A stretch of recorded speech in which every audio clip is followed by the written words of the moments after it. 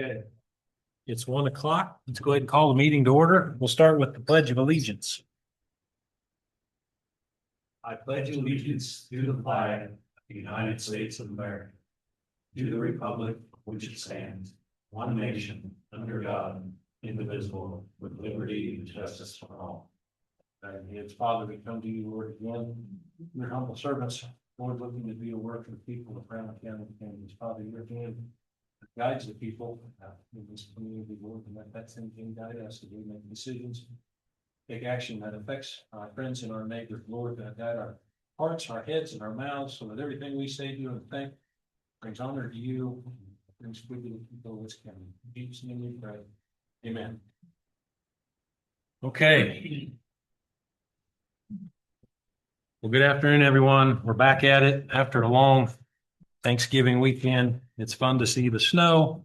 Now the Christmas music we hear on the radio sort of makes sense, doesn't it? When you look around and it's, nasty outside. So we don't have a real full agenda, but we won't waste any time. We'll bounce right into the county personnel or public comment. Hi, Chris. Is there any?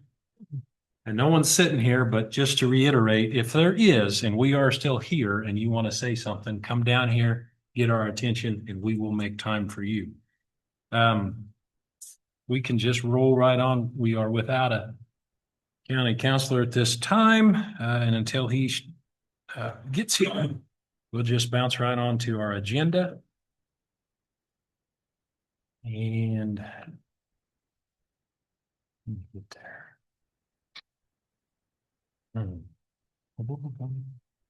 Okay, the first one is just the minutes, and we have a revised minutes that was sent to us a little later, and I didn't see anything the first time, so I feel a little out of school. What did they actually change?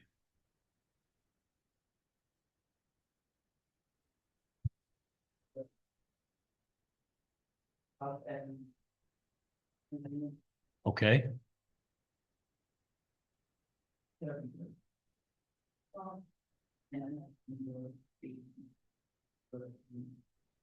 Okay. Okay. So is there any questions, comments, additions, or corrections to the minutes as presented in this draft number 2? If there's not. No. Where I saw was corrected. Yeah. Okay, so is there a motion to accept the minutes? I'll make a motion to accept the minutes. Okay, is there a second? Second. It's been moved and seconded. Any more discussion? Not all in favor, say aye. Aye. Aye. Aye. There we go. All right, motion carried. Thank you. All right, item number 2 is the revised new hire data sheet. That is page 4 of your agenda here or documents on the computer. So. Out the other department head, the mayor hired someone and the part-time wasn't split out quite like that. But keeper out hopefully as well. Yeah, talking about what they're supposed to be talking. Okay. Did you feel that without that, there would have been a problem? They would have questioned it? There is one way to audit it. You know what the question was? A lot of questions? Okay. Your power paper, what's in order. Much about why you don't pay any. Require us to pay that. Okay, so this would be important where we have employees that basically have retired and then maybe at a later time come and do something part-time to help us out. Okay, I'm just trying to pull up 20 out. Whether they are covered or not. okay. Do you have any questions? I had a couple questions. The first one, and under the 4 items there, full, part, there's the one with the 30 hours. Is that still part-time? if you're 30 hours, Or they. Okay. okay, okay, right on. And then is this document, have we talked about in the past, since it's a new hire sheet, about running some sort of background check on, That's been making. Force.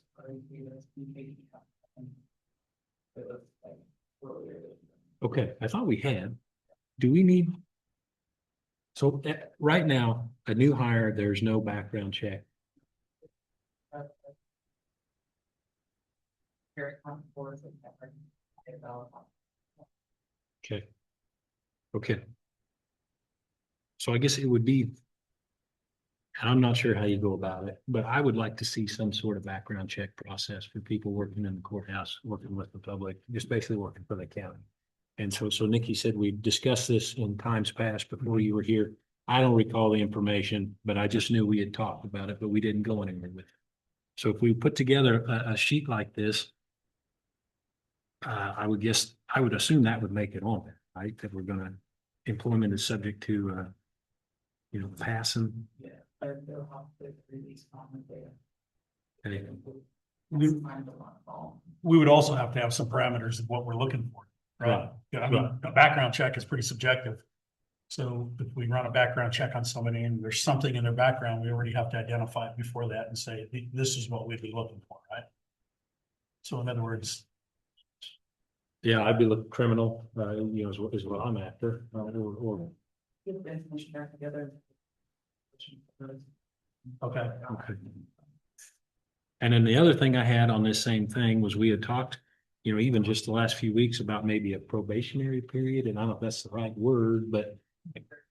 Yeah, yeah. So do we need something in there? Like I understand that this job is. If I'm hired, within the first 90 days, that if it's not going well, then, yeah. And again, identify the things that yeah, could be a problem, but that way, that way you have an out and you make the decision early on instead of letting it drag on. right, right. And, So that's more work session stuff too, because we need to come up with some sort of document with some sort of language that lays that out. does the background check cost anything to do? Very, very good. There's fun. Right. So I'm just wondering, is obviously it takes us time, so I'm just wondering if there's gonna be a cost associated with that. Like there's a $10 fee or something sometimes that There was like 15. 15 or whatever, that'd be pretty challenging. Okay, well other than that though, and that, I thought this looked pretty good. So, we should probably make a motion to approve this unless, do you see anything else on there you'd like or have questions on, Bill? Should we approve this pending maybe some additions with the back? Okay, okay. Well, I would make a motion then that we go ahead and approve this new employee data sheet as presented in our meeting packet. Is there a second? I'll second the motion. Okay, it's been moved and seconded. Is there any more discussion? Okay, if not, all in favor, say aye. Aye. Aye. Okay, motion carried, and that will be excellent. Okay, couple people walked in. Annette, you were first. Did you have anything you wanted to say? No. Okay, Tammy, did you? I know, we're always ready to hear. Did you have a good Thanksgiving? I did, Good. Did you do all the cooking? I did. Yeah. Well, my husband smoked the turkeys. Okay, all right, well, that's important. Howie with Vance Brothers came and spoke with me about this, and he said he would be happy to come back and talk to the three of you about it. It's a little bit cheaper of an option than milling the roads and what's that called, reclaiming them. Okay. And I asked him about roads that are feel like you're on a roller coaster, like I was thinking of Prairie. And he was explaining that they do have micro surfacing. Hmm. So this, sorry. No. Go ahead. I was just gonna say, so Tammy, he's already agreed he'd come back and talk to us in a work session. That would work, because there's lots of questions about it. Right. Love to see where they've done it and go visit and see how it's lasting and talk to maybe the agencies that this has been performed in. And like I told him, he told me where he did it and I've slept since then, so. That's all right. That's all right. This is interesting. So it can, if I read this correctly, on a chip seal road, they would put this on and it addresses the wear course, just like the rock and the oil. All right. And then it's a leveling also, He said yes, and he explained it to me. filling ruts to improve safety, capable of filling ruts to improve. safety. Yes. Yeah, I And know. it's definitely cheaper than reclaiming. Oh, yeah. And Wonder how long it would last. Well, if you look down over here, they've actually talked about some. Once you do it, it looks like a 5 to 7 year rotation, but everything is, every road is different, obviously, so. But again, this is exactly what we were talking about when we're researching, doing some different means and methods in the future. This could be our first guy that we talk to, so Oh, well, good job. you can find out when he's available. I can't take credit. We'd have never known. Okay, no, this is wonderful. So Also talking about a mill and overlay every 12 years, is that? And that puts high price for it. $18 per square yard. Well, again, our biggest challenge is gonna be getting the profile of the road right first. Right. So the process of doing that on some of these roads, the Baker Road, Prairie Road. We have quite a few of them that there's areas that have to be fixed, but then doing this instead of a chip and seal. Something we could definitely look into. Especially if it levels it out. Wouldn't that be wonderful? Okay, so he said work session. He'd like to come in a work session. Would Is that when you want him during the work session? Wouldn't it be easier to talk to them in a work session because we'd be throwing a bunch of different scenarios at them and True, that kind of a thing? that's probably true. Yeah. So do we have that's on the to-do list? Do we have a work session on the mind for this week? We don't. Okay, So one thing we might add is when you call him, I'd be willing, if he has some time before he comes and talks to us, if he wanted to meet and drive a couple of the roads we're talking about, maybe. Okay, That way, when he comes to the work session, he could say, for instance, this road that I looked at, this is. Because typically they're gonna come in here, we're gonna throw a bunch of questions and he's not gonna understand exactly what the roads look like. So if he's available, I'd be available to do that prior to that meeting. That'd be great. At his convenience. all right. So the steps are put him in contact with you or vice versa? If he wants to do that, if he says, doesn't have the time, he just wants to come to the work session, that's fine too. I just know how these go. Usually you throw a bunch of questions and then the result is they want to go and look at right, some of the stuff. So if we could do that before he gets here, maybe he would have a little better idea. Yeah. sure, Our questions would probably make more sense. make to more him. sense. Yes. Yeah, okay, excellent. I will get a hold of him. Anything else? Well, this is exciting. So he came to you. I like that. Very good.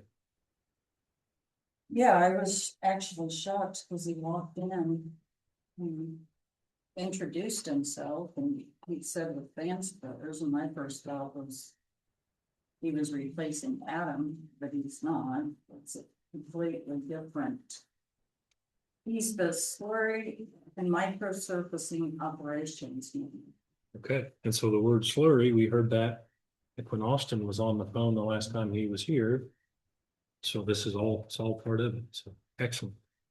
So there's, see, there's basically 2 times, like a Baker Road, it's got that, what you say.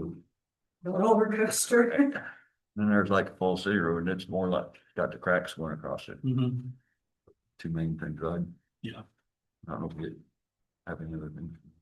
That'll be some great questions if you take him out and see what kind of variability this thing will handle. And he was explaining to me how they do it to level it out. But I'm not gonna say it because I'll probably get it wrong. It's all right. It's all right. It's hard to digest all that stuff, especially the Yeah. first time. So I get it. This is great. This is an option and we will discuss this in the future. Sounds good. All right. Thank you very Thank you, much. Cam. Wonderful. Okay, so we've done 1 and 2. That's it on our agenda, but we did have a work session and I'll ask, and I probably repeat this, but if we wanted to schedule one for Thursday, does that meet the requirements? Okay. Okay, so that's what we've been doing Thursday about 1 o'clock, schedule an hour or so. Is that still workable with you two gentlemen? For a work session? Yeah. Nikki, is that workable for you? Yeah, I have a, Okay. Okay, That's all right. you think? Okay, well, I would make a motion then that we go ahead and schedule a work session for this Thursday, December the 4th. From 1 o'clock to 2 o'clock. Is there a second? I'll second. Okay, it's been moved and seconded. Is there any more discussion? If not, all in favor, say aye. Aye. Aye, all right, we'll do it.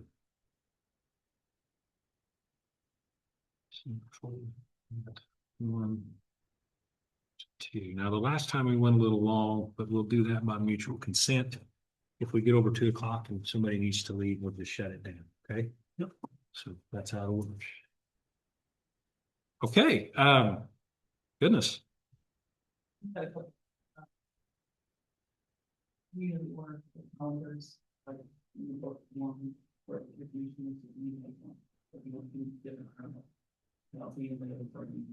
I didn't use my, I'm sorry. You want like a.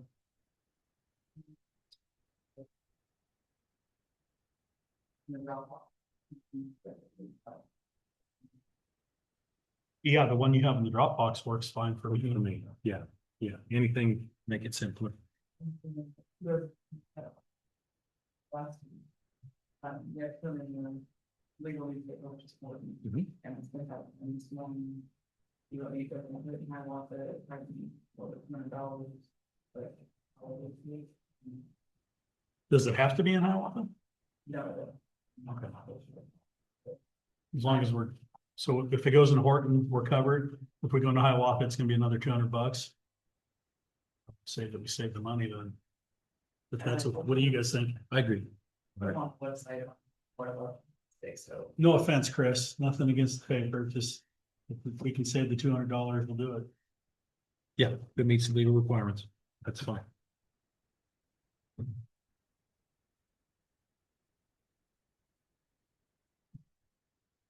Okay, that's it. I'm sorry, I didn't hear you. Okay, wonderful.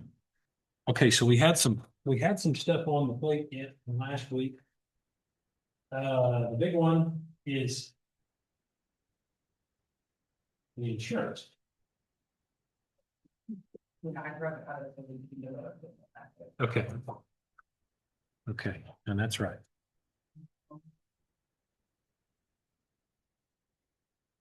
I'm sorry. Work from home, so. Oh, no, it's fine. Fine. So, what's the definite one?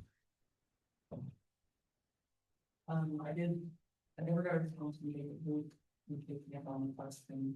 Okay, And, the number. Based on everything.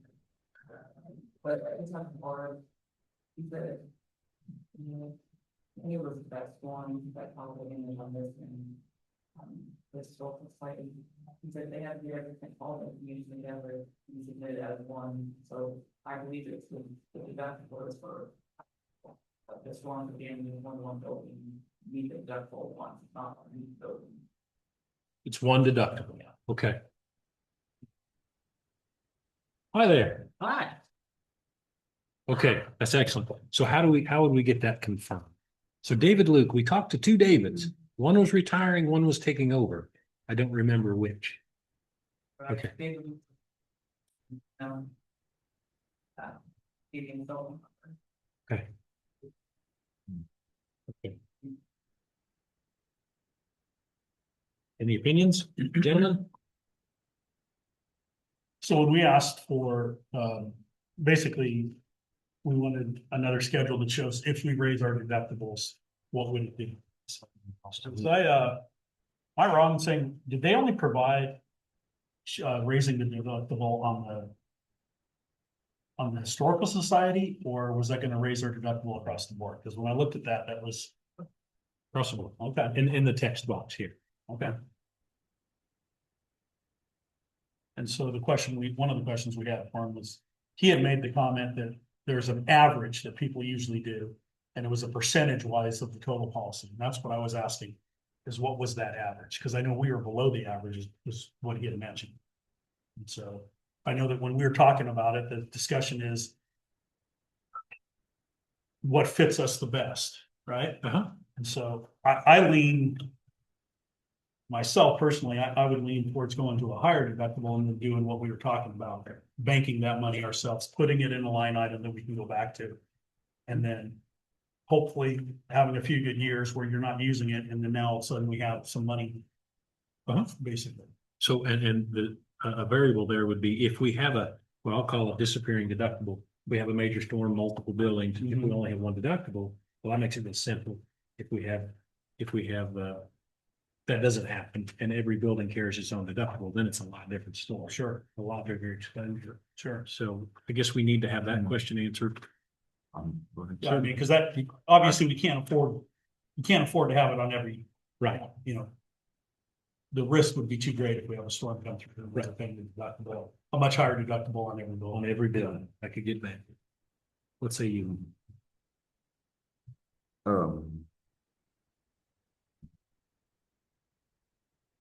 Then everything special. okay. Very much really sorry. Okay, I'm sorry, I didn't mean to put you on the spot.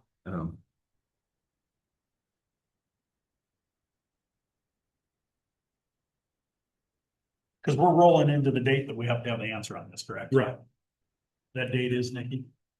I can say. Okay. Yeah. And hopefully we'll have an answer by Thursday. We can discuss it and then take action at next Monday's meeting. Okay, Austin, we were talking about property insurance, looking at different deductibles on county buildings and such. So welcome to the meeting. Thank I you. said, I hope you had a good Thanksgiving. I trust that you did. You I took did. some sort of trip, I understand. Yeah, I had a work trip. It was a good trip. It was busy, but Okay. it was a lot of work. Okay, all right. Well, we're glad you're here. Yes, sir. And the roads they're pretty good shape. The highways are Not wet, bad. but not slick. So Yeah, so it's better. Yeah. It could be. we have a 1:30. We're going to discuss the neighborhood revitalization. Sure. But we've got about 6 or 7 minutes if you want to maybe start into your little section, Yeah, I'd love to. county council update. And is So- your mic on there? Yeah, I do. Yep. So one of the things that I've been working on was not so much on the legal side, but there's a couple of larger issues that Commissioner Richard and I have been talking about. Roads. Finding, and I just looked, I loved the potential road that you identified, Commissioner Richard. But the idea of some alternatives for road maintenance longevity. Okay. Ham is another group I've been talking with, Ham Construction. They've done quite a bit of roads adjacent. They're out of Perry Lecompton. Okay. They built a real big concrete aggregate company that sold off. Now it's sold off for a second or third time to Quikrete. But they did some innovative treatment of the base with a slurry type seal. And the slurry type seal they applied twice in 2 years in a row, and then it's spread out to 3 years, and then it's spread out to 5 years. It was much lower in cost than doing a lot of treatment. It's less than chip and seal. Okay. They did that on that schedule, and then for the roads that really had solid base with a large amount of traffic, they put a 3-inch mill and overlay over the top. They didn't have to do anything else to solidify the base. And then they haven't touched that for over 20 years. Okay. Now, but what was interesting, some of the roads that they were describing that they did with this slurry treatment, okay, they did it every 3 to 5 years, but they weren't lightly traveled like low car usage roads. These are quarry roads. And so they had their big trucks up on them and they used them pretty frequently. And even without putting the asphalt pavement layer over the top, the bases stayed intact and there wasn't the dust. Okay. So there's that, and then at the same time, we had some conversation over an alternative bridge technology presentation. There's some difference. I met with a group, they're actually from overseas, but I met with representatives. This is part of what I did during the work trip. But I met with some of their folks over what they do with an alternative bridge technology. Okay. It's a lower cost alternative because it doesn't take all the man time, but it also doesn't have the same downtime. Okay. So their bridge sets up and cures within 5 days, start to finish. It also builds a culvert underneath. Okay, because they use them also for like a culvert tunnel passageway. And it's kind of like a reusable balloon type form where they spray concrete over the top and then you drive over it. Okay. They've built a number of them overseas. They haven't done a ton. They haven't really built them in the US yet. Okay. They're trying to figure out how their US is going to deploy. But I've had some initial meetings again with the Ham guys because they're concrete. And the idea is it's not something that's going to require a heavy equipment lift team. Okay, but I talked to them also about whether or not there'd be some potential for if we were to do something alternative like that, if they had some local crews with good experience that could help.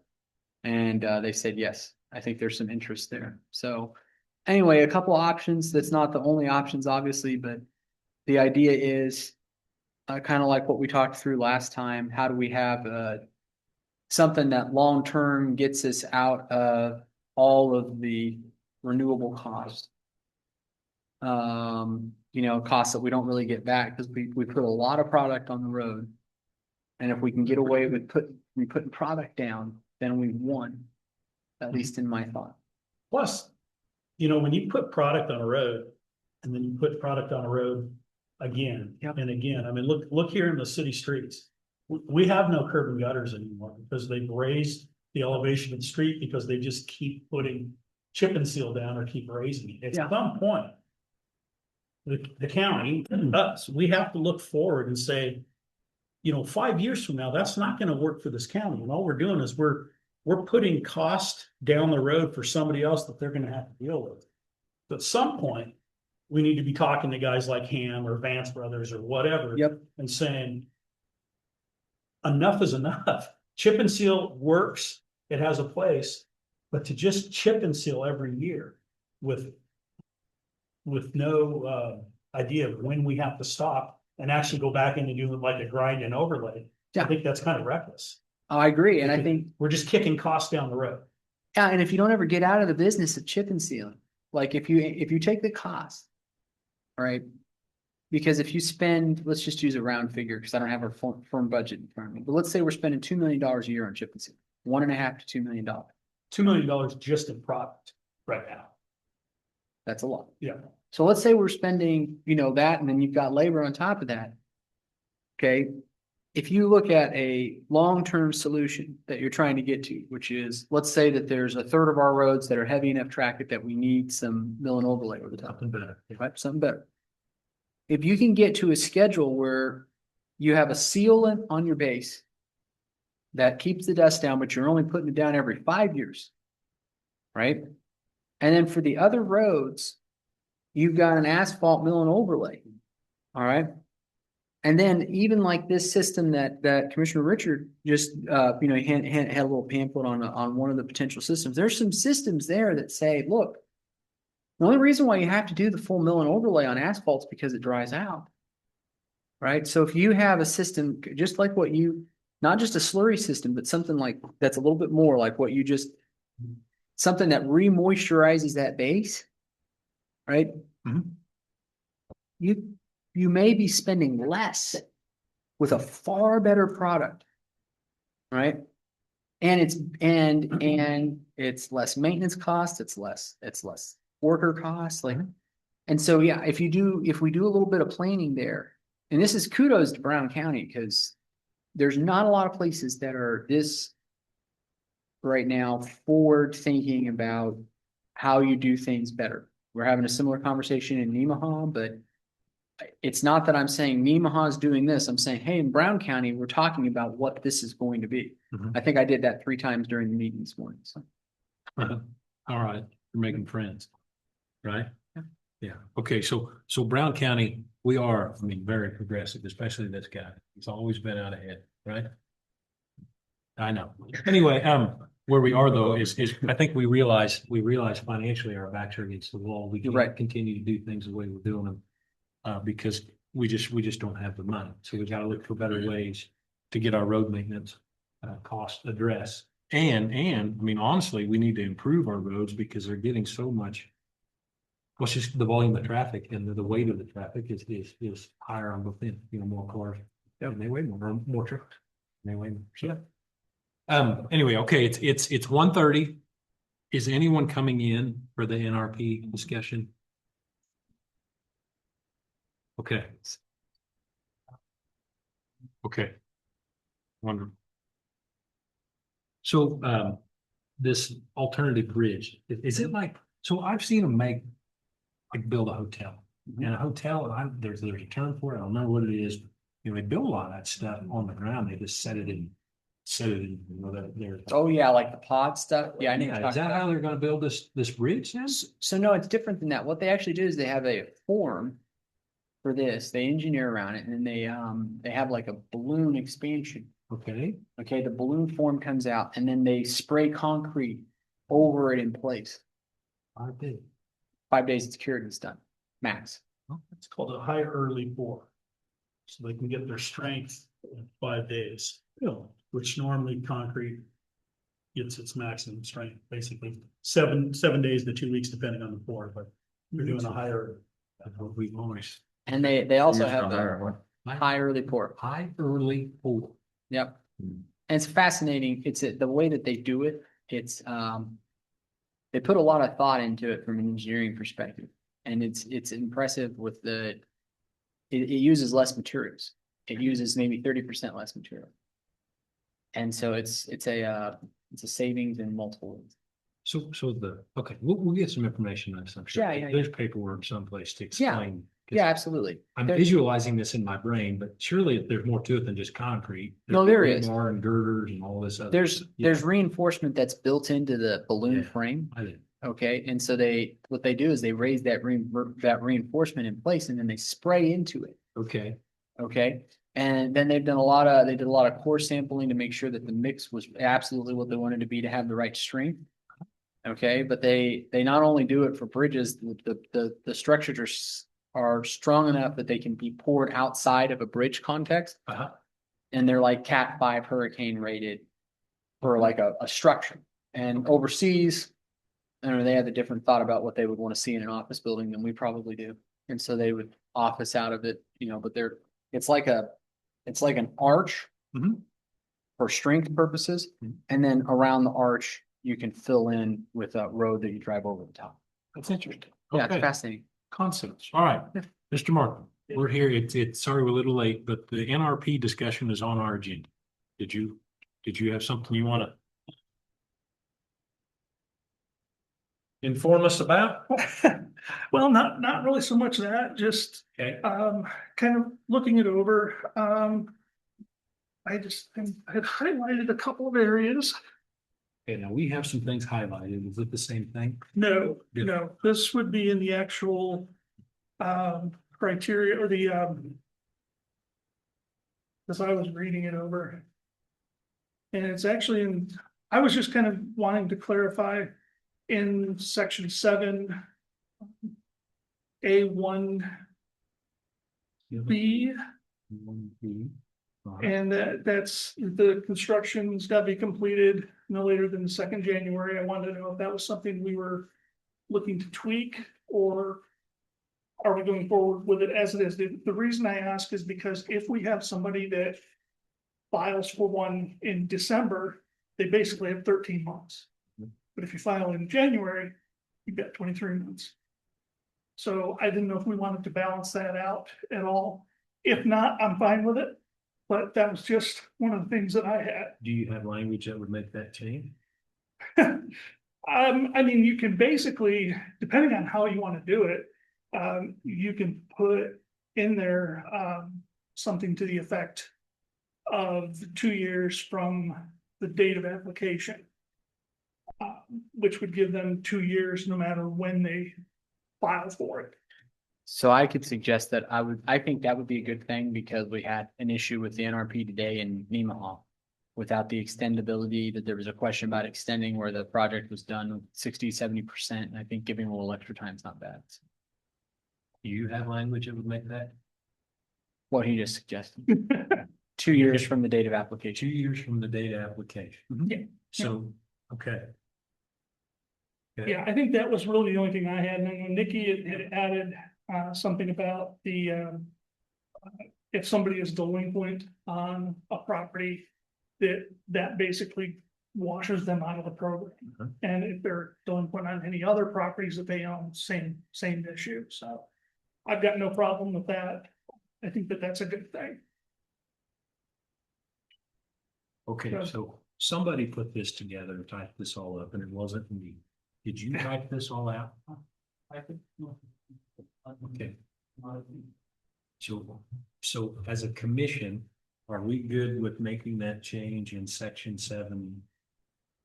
A1B. A1B. A1B? And we need to, I guess, define the language so we can help. Or I guess make it clear when we revise the copy. So. No later. In the date. In the date, Of and then you application. could do from the application, or you could even do the month the first of the month following date of application. I think date of application is simple, Yeah, right? It's clear.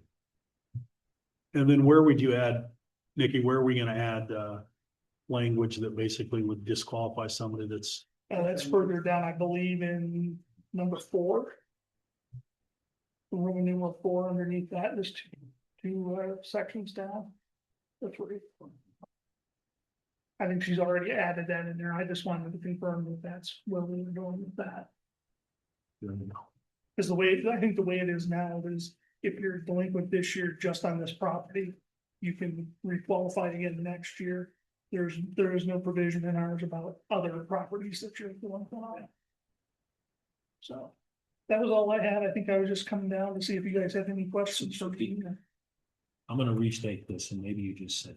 Okay. If this item 4.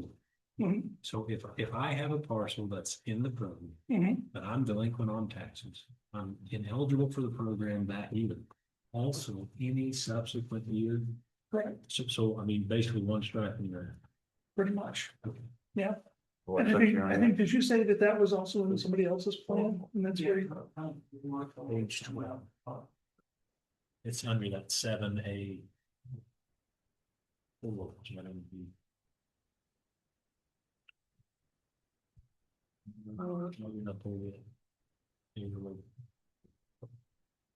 was. Roman numeral Yeah, 4? Roman numeral 4, you're getting close, right?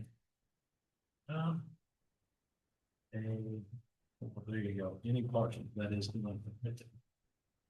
Okay, and that's the way we understand it. Yeah. That's the way we want.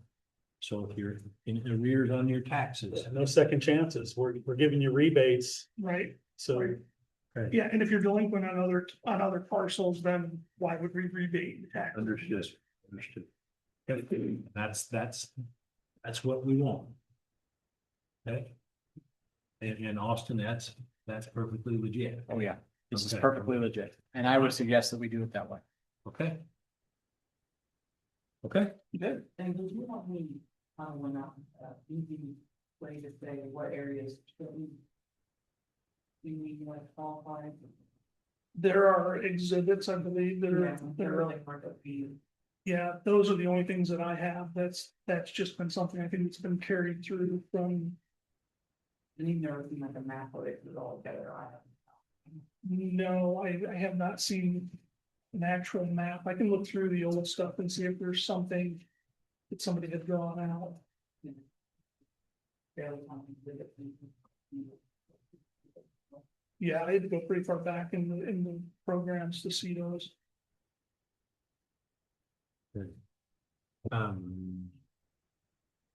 So, question? yes, so you're not saying the whole county is eligible for it? No, you can't say the whole county's eligible for. I believe you have to have exclusions. Am I right, Austin?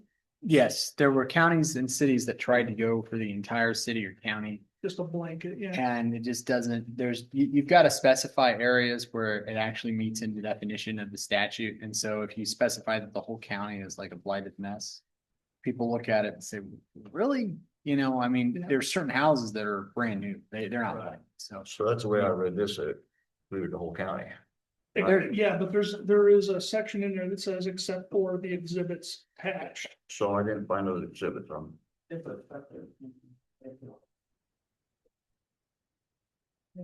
Yeah, I have them in my office too, if you needed to examine. Is there a common description of those exception?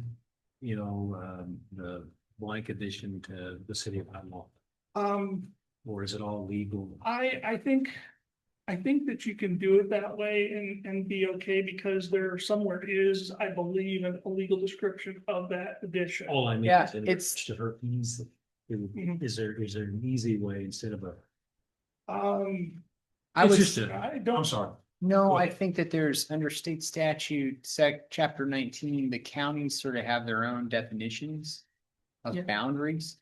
And so I think that when we refer to the corporate legal boundaries of the county, I think that's probably sufficient within the NRP, with the exceptions noted as an attachment. So it's different than a city because a city does a boundary resolution every year that identifies whether they had an additional annexation component. But because we're a county and our boundaries have been static for the last 100 some odd years, then they don't make, I don't think it's as crucial for us to have our boundary description that's included in the NRP. Okay, as long as we show where we're excluding territory. right. Yes, and I believe that the exhibits are written out in legal descriptions and not just say this particular one. Sure, okay. Hold on. Any other questions? Did we address in this document the gray area of moving dirt, counting as construction? Did we address? I don't know that that's really been addressed. I mean, Okay, because that gets, That's addressed in the adding the value. There's a dollar amount that you have to add in order for this to apply. So I don't know where dirt would. right, dirt work, I think you were talking about like where they poured footers Yeah. and they came to my office and wanted to be included and we said, no, because you put something in that has already added value to the property. so we went through that and Yeah. I think looks like number 9, B2, which talks about the appeals process. But I just wondered if we shouldn't, maybe it's impossible to have a bit of I don't even want to call it grace period, but open for interpretation. Say we get some new construction and for whatever reason, a person doesn't apply. I'm directing this at the lawyer. And jumping into. And then we got this program, I'd like to sign up for it. Well, technically, you're not eligible because you've already poured some concrete or you've already. I would think that I would want that language in there, and I would say 6 months is a good guideline. Maybe 3 to 6 months, somewhere in there. I'd want to have that language potentially. I wouldn't want to go much longer than that. So that seems like a long time to me. Do you want to go 30 days? What do you think? I think there needs to be some grace period because we're trying to make it easier for people to do this. We're trying to get participation. Right, So anything that we write in here that's gonna hinder somebody or make somebody not wanna do it. the only thing that I would add to that is like I said before, if they're doing a remodel.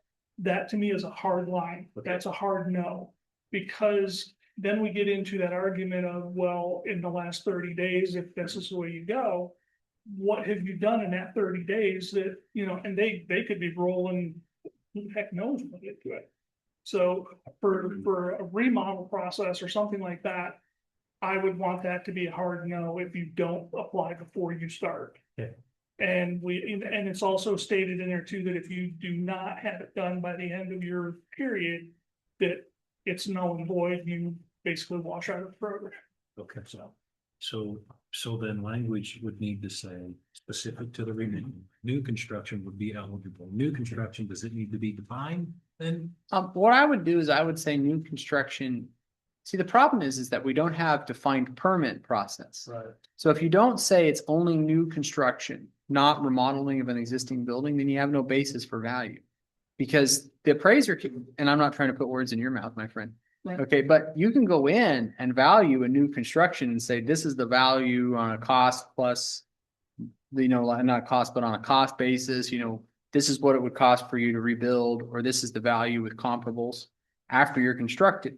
The problem is on the residential remodeling, right? Or the remodeling, if you go in, you don't have a basis of what happens. That's why you absolutely have to have on the remodeling a hard stop, yes, because then you know what your added value is. Sure. Okay, but if you go through on new construction, we can back into that.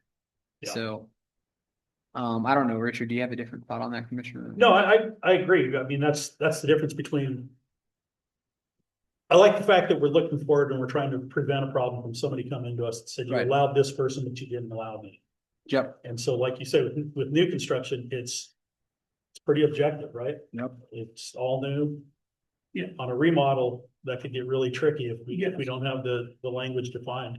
Right, Because as you know, people start coming in and saying, oh, well, this wasn't done, I just added this. And right. so just trying to look forward and a couple of years from now, trying to prevent problems from coming back up to us where Exactly. someone, next thing you know, we've got lawyers involved. So Yeah. is there a section here? No offense to the lawyer.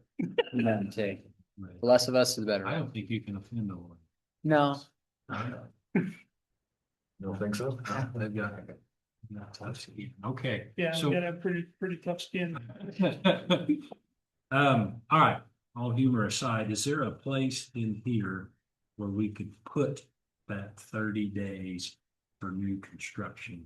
yeah, I think there's a point in there, I don't have it up in front of me, but I think if we put in there where we're talking about the timeline for it, you can just say that you can apply within 30 days of the commencement of new construction or before the beginning of existing remodeling, so. I would just say that you must apply within 30 days of commencement of new construction. Of new construction? Right. Yeah, Okay, and then you just addressed, I heard you say remodeling, but I didn't put the word. or there. prior to Prior beginning to- any remodeling. Right, prior to any startup of your, Okay, so prior to any remodeling. right, Okay, all right, so that takes care of that. And Nikki, was that in language that made, Yeah, word that would be. Because the end of this, is letting them know where to start. well, and Darren too, you also run the risk of, did you really let us know 30 days from when you started? Or have you been doing it for a month and, or, have you been doing it for 2 months and then you come to us and say, well, then I want to, you know what I'm saying? It's, I do. I do. you're walking a tightrope there. It's very good, I think you tell it. Hold on for 3 months. I think, Saying 30 days. I think maybe if we brought back some language that says that upon the discretion of review, because you're gonna be able to tell. Like, I think that, we're trying not to be hard, but at the Right. same time, So is that the difference between may and shall in here? I mean, we use the word may instead of shall. I would use the word may. That the appraiser may approve up to 30 days, with up to 30 days, and I would use I like that, Commissioner Richard, because I And the don't. discretion comes back to. the Yeah. county. Yeah, because I mean, if you walk into a project and it's half done, I mean, you pretty much know that that's been going on for a while. Yeah, I mean, but at the same time, it's like, we can't define the world. Because if I go buy a house kit at Menards. And they ship it all to the site. then And then just for info too, just to help. The process starts, I wanted to do construction and apply for this rebate, and I talked to your office firm, is that right? Yeah. If they're looking to submit the application. To submit the application and walk me through what happens Once, until it's approved. once we have the application in our office, signed, sealed, delivered with the check. Or cash, whatever. I send my people out as quickly as we can to visit the site, to physically inspect and take pictures. Once they have that done, it comes back to me and then I conditionally approve it based on the completion of the project. Okay. We monitor the project for, right now, it's usually the second January following the date of application. So we're looking to go out December of each one of those years to see where it is. Okay. If it's completed before the end of that, they can let us know, we can go out and do an inspection, or we do one at the end of the year. So once it's completed, then I look at it, we get everything put in the system, see where it falls out as far as the dollar amounts go. If it's greater than 15,000 increase, then it's basically approved at that point that they're in the program. Right. Once that happens, then it's on, if it's a house, it goes on just like a normal house, we appraise it as such. Mhm. And then we are giving basically the appraised values and the assessed values for the increases to the clerk. Put in the system, and then from there, I believe it goes to the treasurer. When she does the checks. Okay, so that's the system. The only thing I heard in there was 15,000. When we do this new one, it'll be. Correct. Yep, okay, wonderful.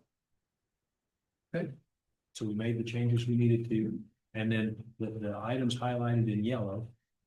What we need to figure out in yellow, okay, all right.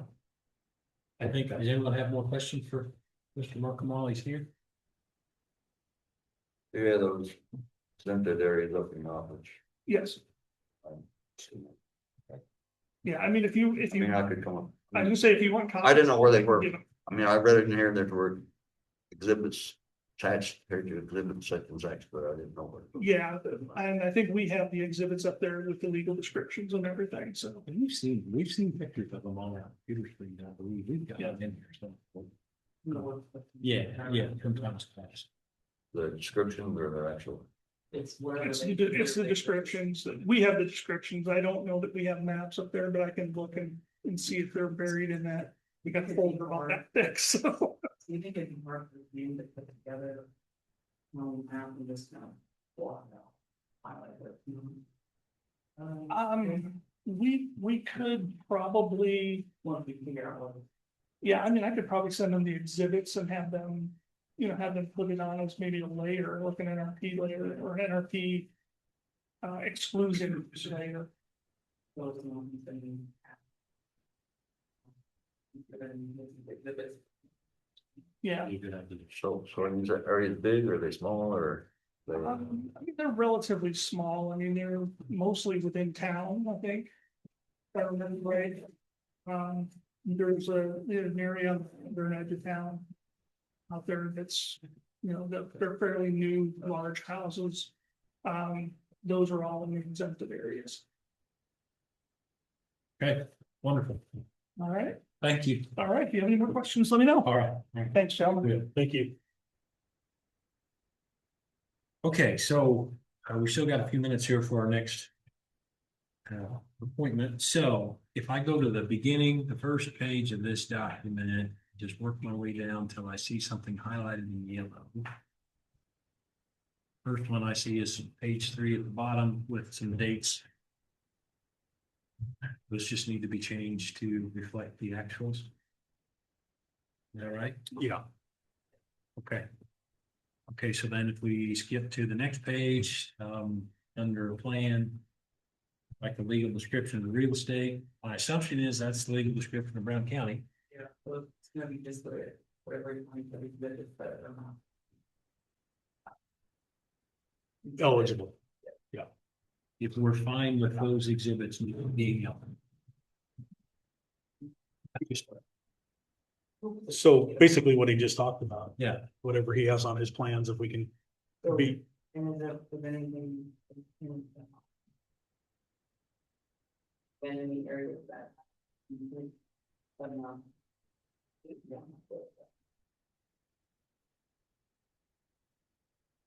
thought we had asked. You give us something we. Yeah, there's a lot of confusion. Okay, well then, so we know what I guess the thrust behind that yellow is, so I'm gonna keep scrolling till I see more yellow. Right. Years. It was residential and commercial and running 70%, right? Very much. like everybody can have the same year. The same schedule. Yeah, because before there was a difference between commercial and residential, correct? No, it all was five. Five and seven. So it's one above it and we have. You have two steps. But next step can be, maybe you guys can do is give the taxing to these, fellow get and they'll. We'll let you know. So this is the section D here, or item D, talks about all the different governing bodies. And so when we, if and when we implement this, then some sort of communication goes out to the schools, the cities, and so on and so forth. And they either say yes or no. Okay. But the nursing and state said no, you know, what? More than that. The state said no. Okay. All right. Don't ever let the word that. Where'd you see that at? No, I missed it. Okay, and then the last one's just another date, so. So I think the next thing I need, and I'll update the from today, that. This week, we're gonna do the hearing on, so we can get it published in the newspaper for Tuesday. Okay.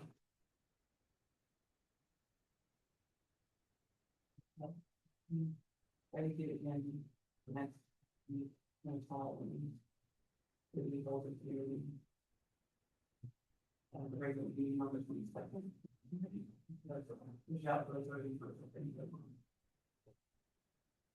Would that cause you more problems pushing it up to the end of the month? We're getting one money to get that.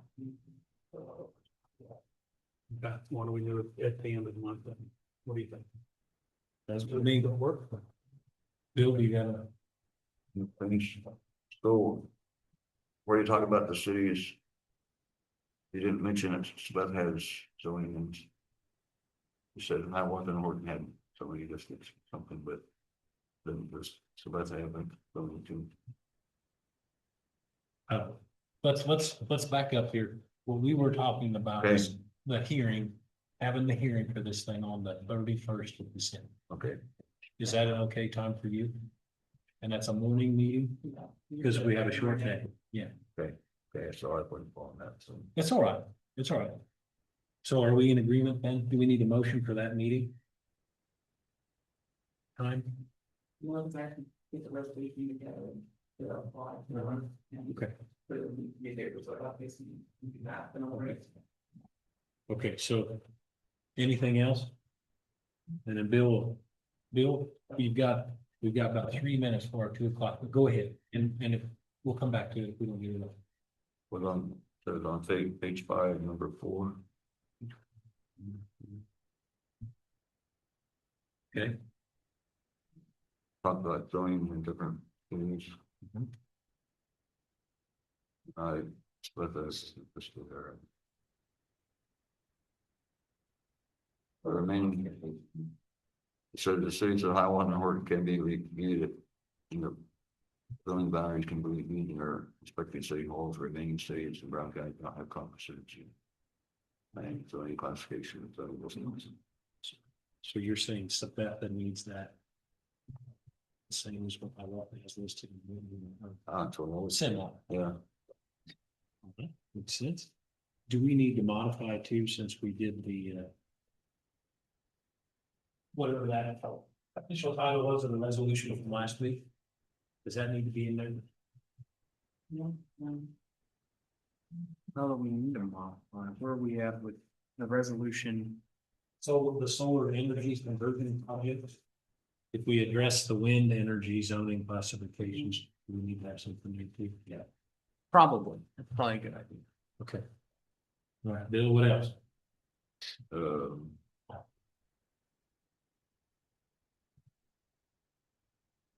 I thought there's a lot of stuff at the first that didn't make much sense. I mean, the health of the county, that's a reason for having that. That hasn't, with that for 10 years and that hasn't, or the rate hasn't changed a bit. So. How's that going to help the health of the county? So you're on basically the first page of the document where it goes through the reasons for it. Right, We rank 84th out of 105. well, last time I did, same ranking. Okay, We're not approving. we're not improving, but Right. we're not. We're not declining, but you're not improving. Okay.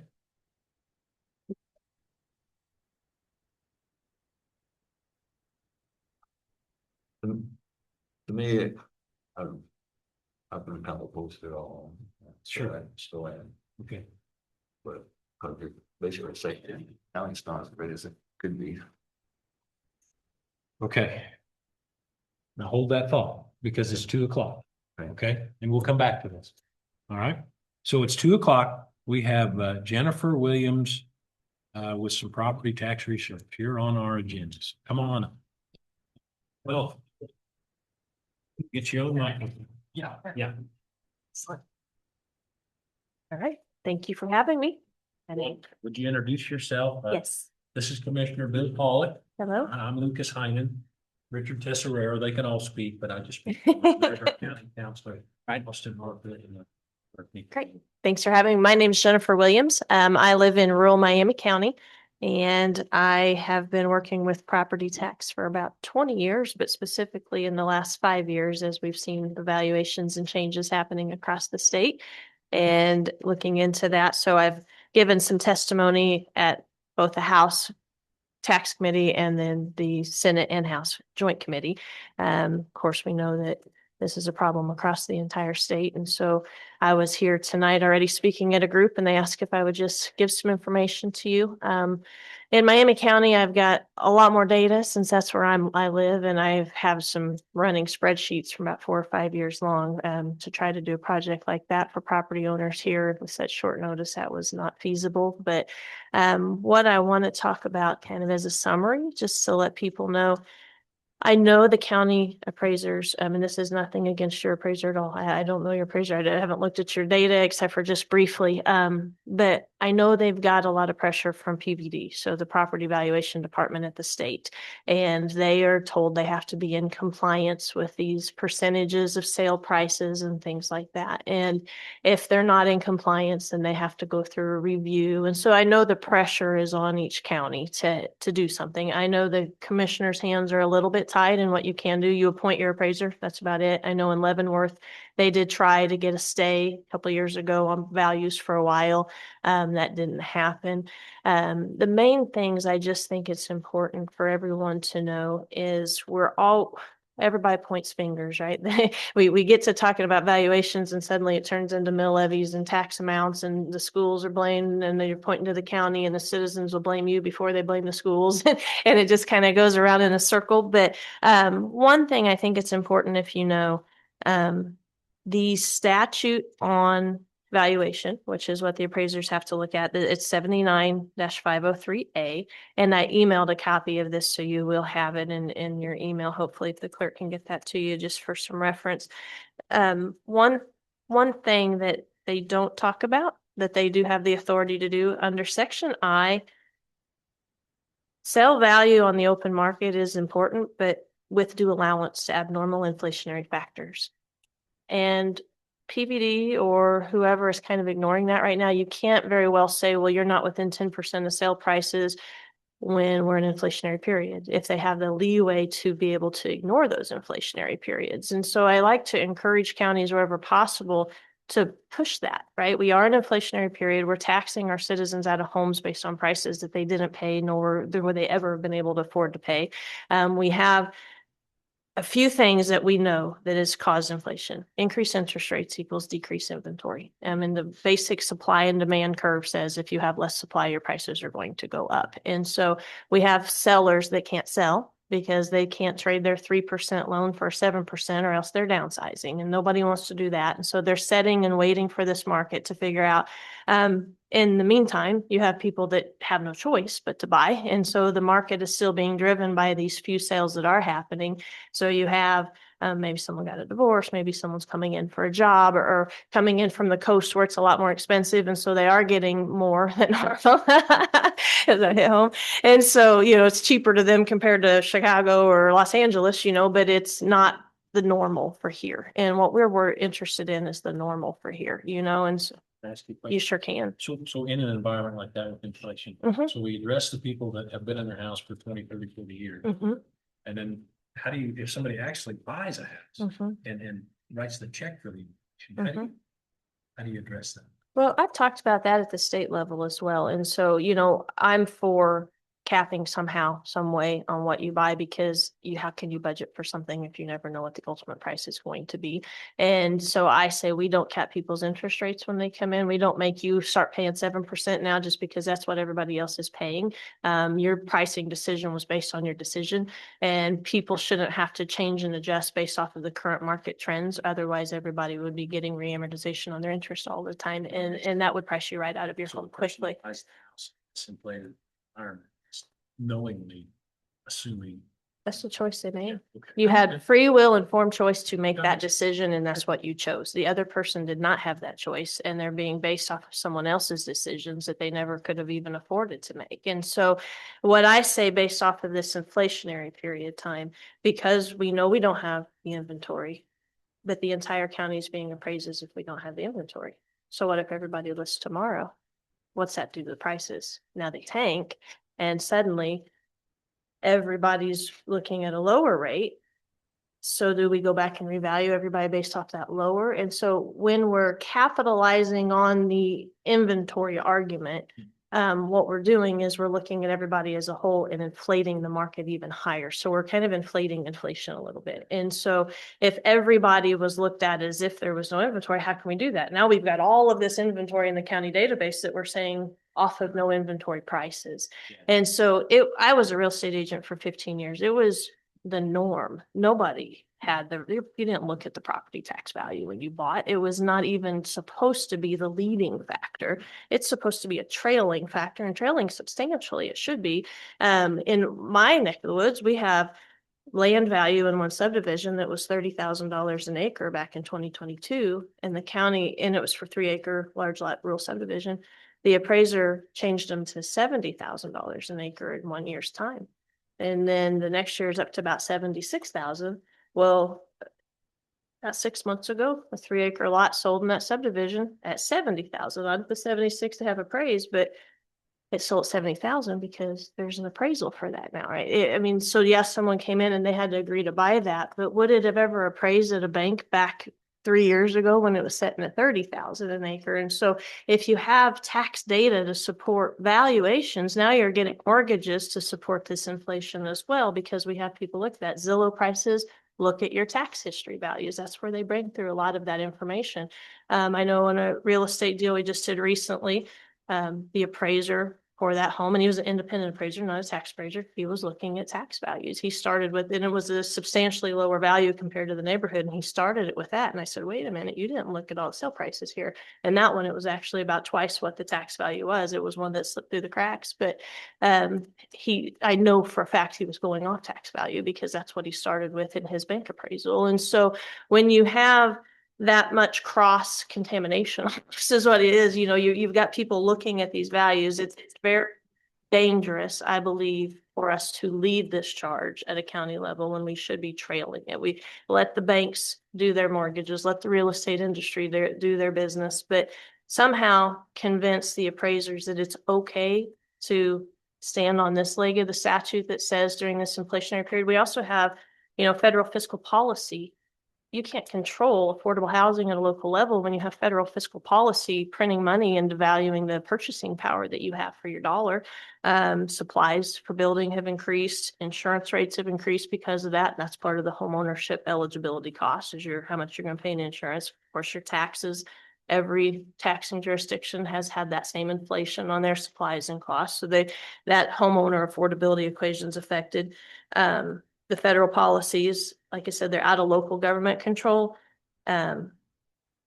Otherwise, if suddenly, take 2008, you're on this bubble. Now we've created this bubble. We're appraising, we're staying ahead of it. And in some situations, like the 3 acres I showed you, they're leading it. They're 6,000 an acre higher than it's really selling for. So they're leading that charge.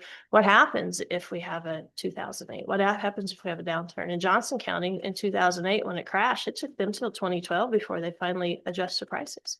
And they just went across the board and gave a 10% decrease because it just kept appeals down, and so at any moment, this thing that hasn't had a chance to sell out since COVID, the world is in this crazy land, right? And so as it gets a chance to settle out, gets a chance to find out what is the new norm, what is the real price, where are we when sellers start listing again, if they know either that interest rate's not going to change and this is going to be your new number, or it's going to drop a little bit, people will stop hanging on if they need to make decisions, then they'll start freeing up inventory and giving people options again. If people can start buildings. I know some of the building codes have gotten strict with some of the green energy requirements and things. A lot of the builders complain that the red tape, that they can't build affordably and things like that. And so as we adjust and make new policies and new procedures that help housing to become what it was before, my fear is that we're going to continue to lead the charge and continue to tax people out. And then we're not going to have homeownership, because aside from the 50-year loans that they're talking about, how are you going to afford it? You can only get approved on a certain percentage of that price. And so another thing that the appraisers do is called a time adjusted valuation. And so if you sold your house and now you're the new comp for everyone, let's say you sold in October, they're already taking the January 1st numbers of 2 months in inflation on your sale price. And that's a consistent practice that they're doing. And then they base that inflation off of what they think the average is. So now we're throwing opinions in. The moment we do time adjusted, comps are supposed to be off comps. Comps should be off of the sale price. If your house sold in January or it sold in March, it's still the same time frame. If it had stayed on the market that long, it probably would have dropped a little bit. It wouldn't have just kept climbing. And so this appreciation factor, some use 10%, some use 12%, some use 6%.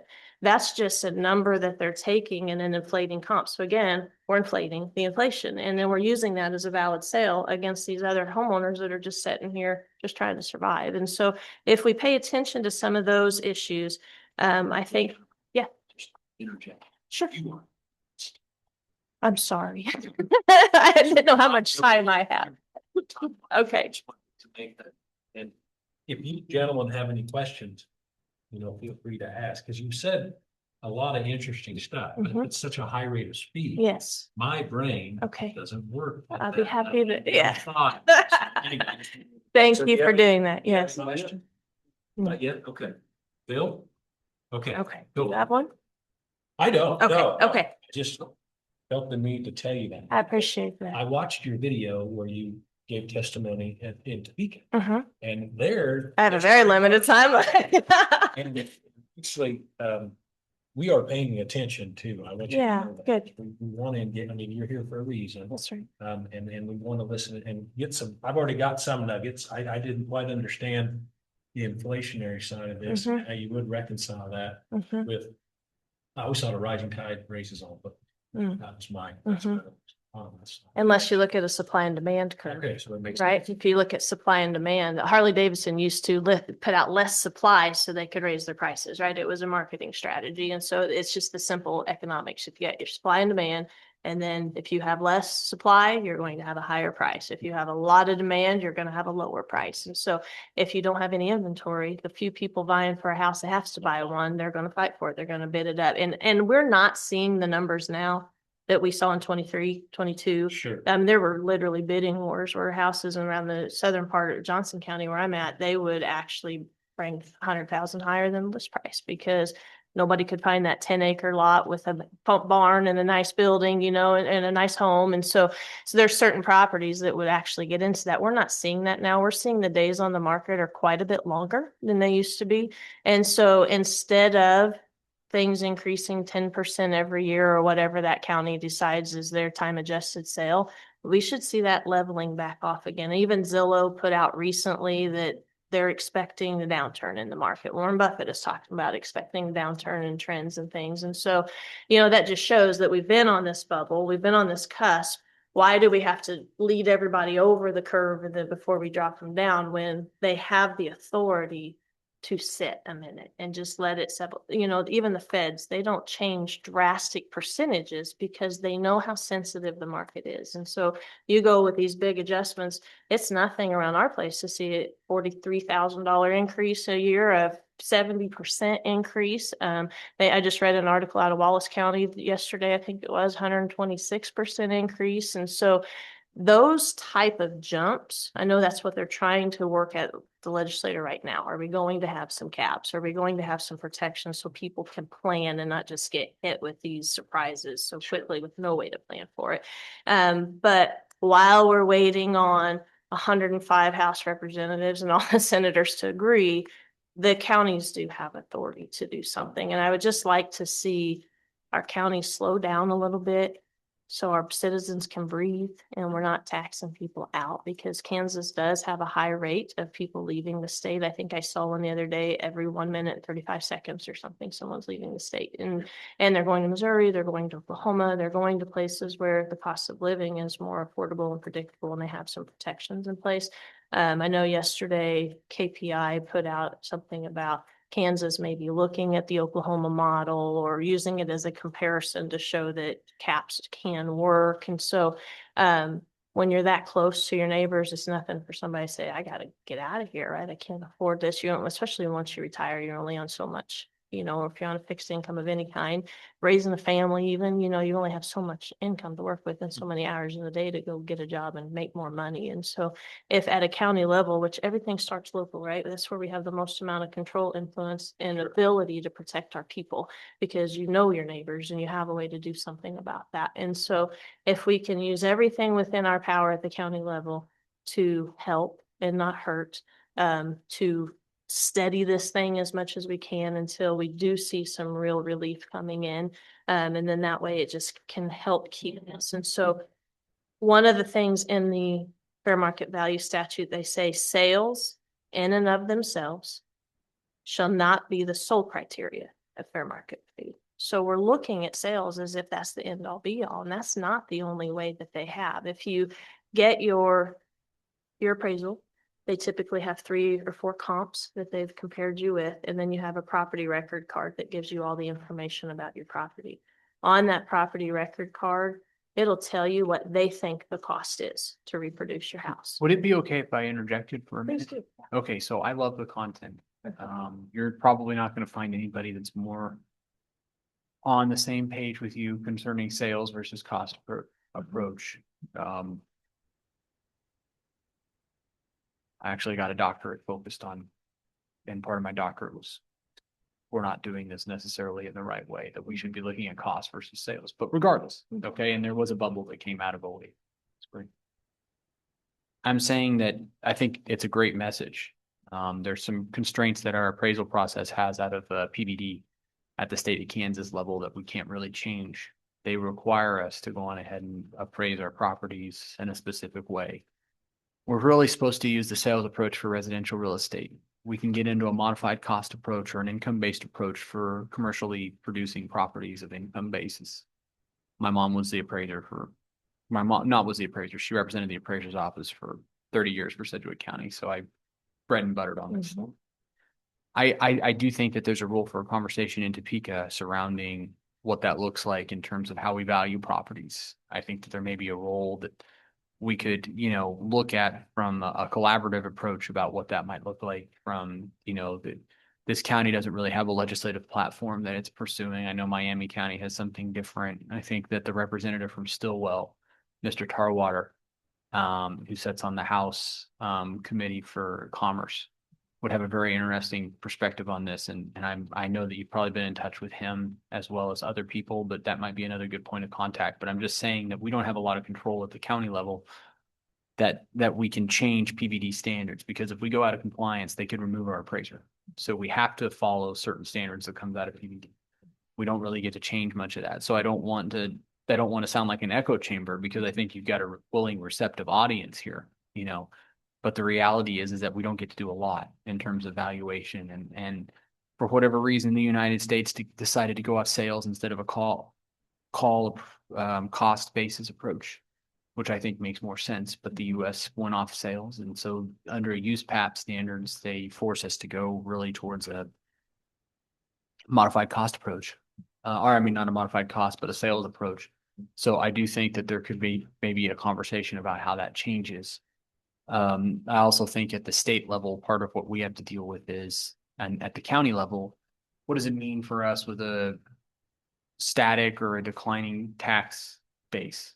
Okay, because we're an area that doesn't have residents that are moving towards it. It's had some resident, and most of its residents stays because it's got a great quality of life, but then there is some, like you said, the brain drain. We are the 48th state out of 50 in the United States for ranking for people staying versus leaving. Yes, there are a lot of people that leave Kansas, but I do think that, there has to be sort of an intelligent conversation that I think you're adding to the voice of, but I'm not sure that much more from a receipt of information we can do with today about how we're dealing with property tax. I know that there's been a lot of conversations at the state level about whether or not there's going to be an extended revenue neutral rate movement. I think that there's been a lot of hard work done to figure out what that revenue neutral rate is going to look like. I think that there was an experiment in the late 80s, early 90s. Don't ask me why I know all this crap, but I'm from a family that deals with it, about extending it even further than where it's at now. And that had some results that ended up unraveling the whole revenue neutral rate in general back then, because there's just some issues with commodities. A government, while it's not a business and it shouldn't be a for-profit enterprise, it still has to buy commodities, and there's been a 30% increase in commodities costs for the consumer. And so if you have that, and there's not a commensurate 30% increase in property tax, the cuts come from somewhere. So even then, anything that you're doing that doesn't increase the budget 30% is an effective cut, or really about 21%. But because government never does a 30%, no one does a 30% wage increase, to address that. It basically just goes back on the consumer, and it's been like that since 92, Clinton won. So, I mean, the reality is that, where we're at today, I think it was great information. I'm not trying to cut you off too short, but I'm also saying, we could talk and agree for the next 30 minutes, but there's not going to be much we can do about it unless we get some traction at the state level to allow us to do more. So maybe it would be good if we could look at a report and see whether we couldn't find some level of support for it, or write a letter, right? But maybe a written presentation might be the most helpful or beneficial. I don't know. I'm not trying to speak on behalf of the commission, but I thought maybe that would be a point to jump in. So to address on the 30% Right. cost on commodities, so just like they always say to us when we're doing appraisals, we're not talking about how much tax dollars are collected right now, right? And so we always have to keep that separate, because even if there's appraisal help, it doesn't keep you from raising your mill levy to make the budget that you need. So mill levies are a completely different discussion, and Right. they affect each other, right? But we're always told when we appeal, can't talk about how much your taxes are, right? And so to keep that separate, because Yep. an appeal correction does not stop you from creating the budget that you need. Those Right. are two different discussions. And so to go back to the 79-503A to finish up here so you can move on to your next thing. They do allow you to use a connection with cost. It's under there. So the cost approach, including depreciation, including physical depreciation. And so another discrepancy that we see a lot of times on those property record cards, you might have a house that's 100 years old and a house that's 20 years old, and one says it's at 70% usable life and one says it's at 80. And so getting those depreciation factors correct across that are helpful, so that way the older home that actually has deterioration and needs corrected or needs upkeep and things like that it can be valued properly based off of that. And so assuming, and we can confirm this, but I've had discussions with the appraisal and in appeals, cost is eligible for residential as well. And on those property record cards, they put your cost on there. So they show how they calculate that. Now, one caveat of that, Marshall Swift is the only software that PVD says is really available for them across the United States. And Marshall Swift was bought by CoreLogic. I did an article on CoreLogic here last year. The problem with CoreLogic is they own appraisal softwares for mortgages, insurance companies, and property tax. And so just like we have checks and balance in our government, do we really want one company owning the software for all three of those? Because now they can put out independent appraisals, independent in quotes, for each one of those variables, but no one's really there to check them. And so I think it's kind of hard to trust numbers when one person generates them all in three different divisions. It's better to have those numbers coming from someone else. But if there's no one else giving you cost approach numbers and you only have Marshall Swift, and so that's where PVD says those numbers do come in through. But if you confirm that the reproduction cost is accurate, and then you confirm that you have the correct depreciation ratios, I've seen some farmers who've had County Commissioner farmers actually have had all of their buildings 100% depreciated, whereas their neighbor next door has the same age and they're still sitting at 60% good. And so those factors, and it wasn't in this county. This county, but those kind of factors are variables in the system, right? Sure. And so there are things within, although we are fighting these state laws and we're fighting these caps and we have all these concerns and our hands are tied to some degree, there are allowances within 79-503 that they can work on. And so even if they say your sales ratios aren't matching the sales ratios, and they get a review on that, they can say, no, but we have abnormal inflation here. Look at our last 5 years before this, what our trends were. And right now we have this. We need to let that level out before we can call this a real fair market value because, you know, in letting these things play out. And So so, you do this, the depth and breadth of knowledge you have on this is overwhelming. So you do this for a living, you swim in it every day. Mhm. So how do you help? How do you help the person, citizen, taxpayer, Brown County, who, I mean, the bills just come in the mail, and I just got my first, so that ship's already sailed. Mhm. All right, so we start again the first of the year. What's the statute says the real value on the first of the January of every year, that's the appraiser's job. Mhm. Okay, so last year, if we walk this through, well, if we just start at January 1 for tennis, January 1, 2025. So we'll get the valuation notice in the, all right, now that's not set in stone. Mhm. People have an opportunity to address that or appeal that if don't feel like it's adequate or it's right. So that's something we can do. And And I'll talk about that tonight at the Okay, you'll meeting. talk I've about got a that tonight. process for them to have, and so you can appeal, and when you get it in March at the beginning of the year, you can also appeal it payment under protest right now in December. So if they didn't do anything, they still have a chance to. And so what I'm trying to communicate to Mhm. folks is that our appraiser and that office Mhm. are very approachable. And Mhm. before I was a commissioner, I did appeal my valuation. I'm a little nervous because I don't, what do Know I how to know? do it, You know, right. what do I know? But I went through there and we talked about it and he showed me a lot of these things you're talking about are things that I remember, you know, like the depreciation factor. My Mhm. house was built in 1920. I think it's, you know, it's got a score, you know, it's been Mhm. appreciated quite a bit. Now it's, you know, it's not, no, beautiful home, but it's not, you know, in a state of disrepair either. It is some odd years old, so it doesn't, you know, it's been depreciated out. The ag, like the ag use value, you know, it's not overwhelmingly, I will compare it to, you know, what values are bringing around. But it's just the process that people, I believe, are overwhelmed It and is a little scared. It by, is, to especially be when you honest. don't do. Yeah, so tonight I have a whole thing to help people know how to Okay. appeal, how to compare, and really that step-by-step Okay. process and how to go through that. So. So a taxpayer can affect, Mhm. you have a chance to affect it on the appraisal, on the Mhm. valuation. Mhm. The assessment, you don't have anything to do. Right, that comes from. Well, the assessment is a percentage of the appraisal. So that part of the stool. That is, it's That's just a not- byproduct of a math Then, formula, but then yeah. the mid levy side, and you addressed it earlier, Uh-huh. was you can do everything right on your appraisal. The Mhm. assessment, you have nothing to say. Mhm. And then the mill levy, the Commissioner. mean old county commissioners here Mhm. are gonna ask for whatever they ask for. Or the That's- school bonds or There you the. go. Mhm. And the county commission, we take a lot of heat because there's a misnomer because we do all the mailing and all the Mhm. work that we're. You get charged. blamed for every district tax. And that's- Yes.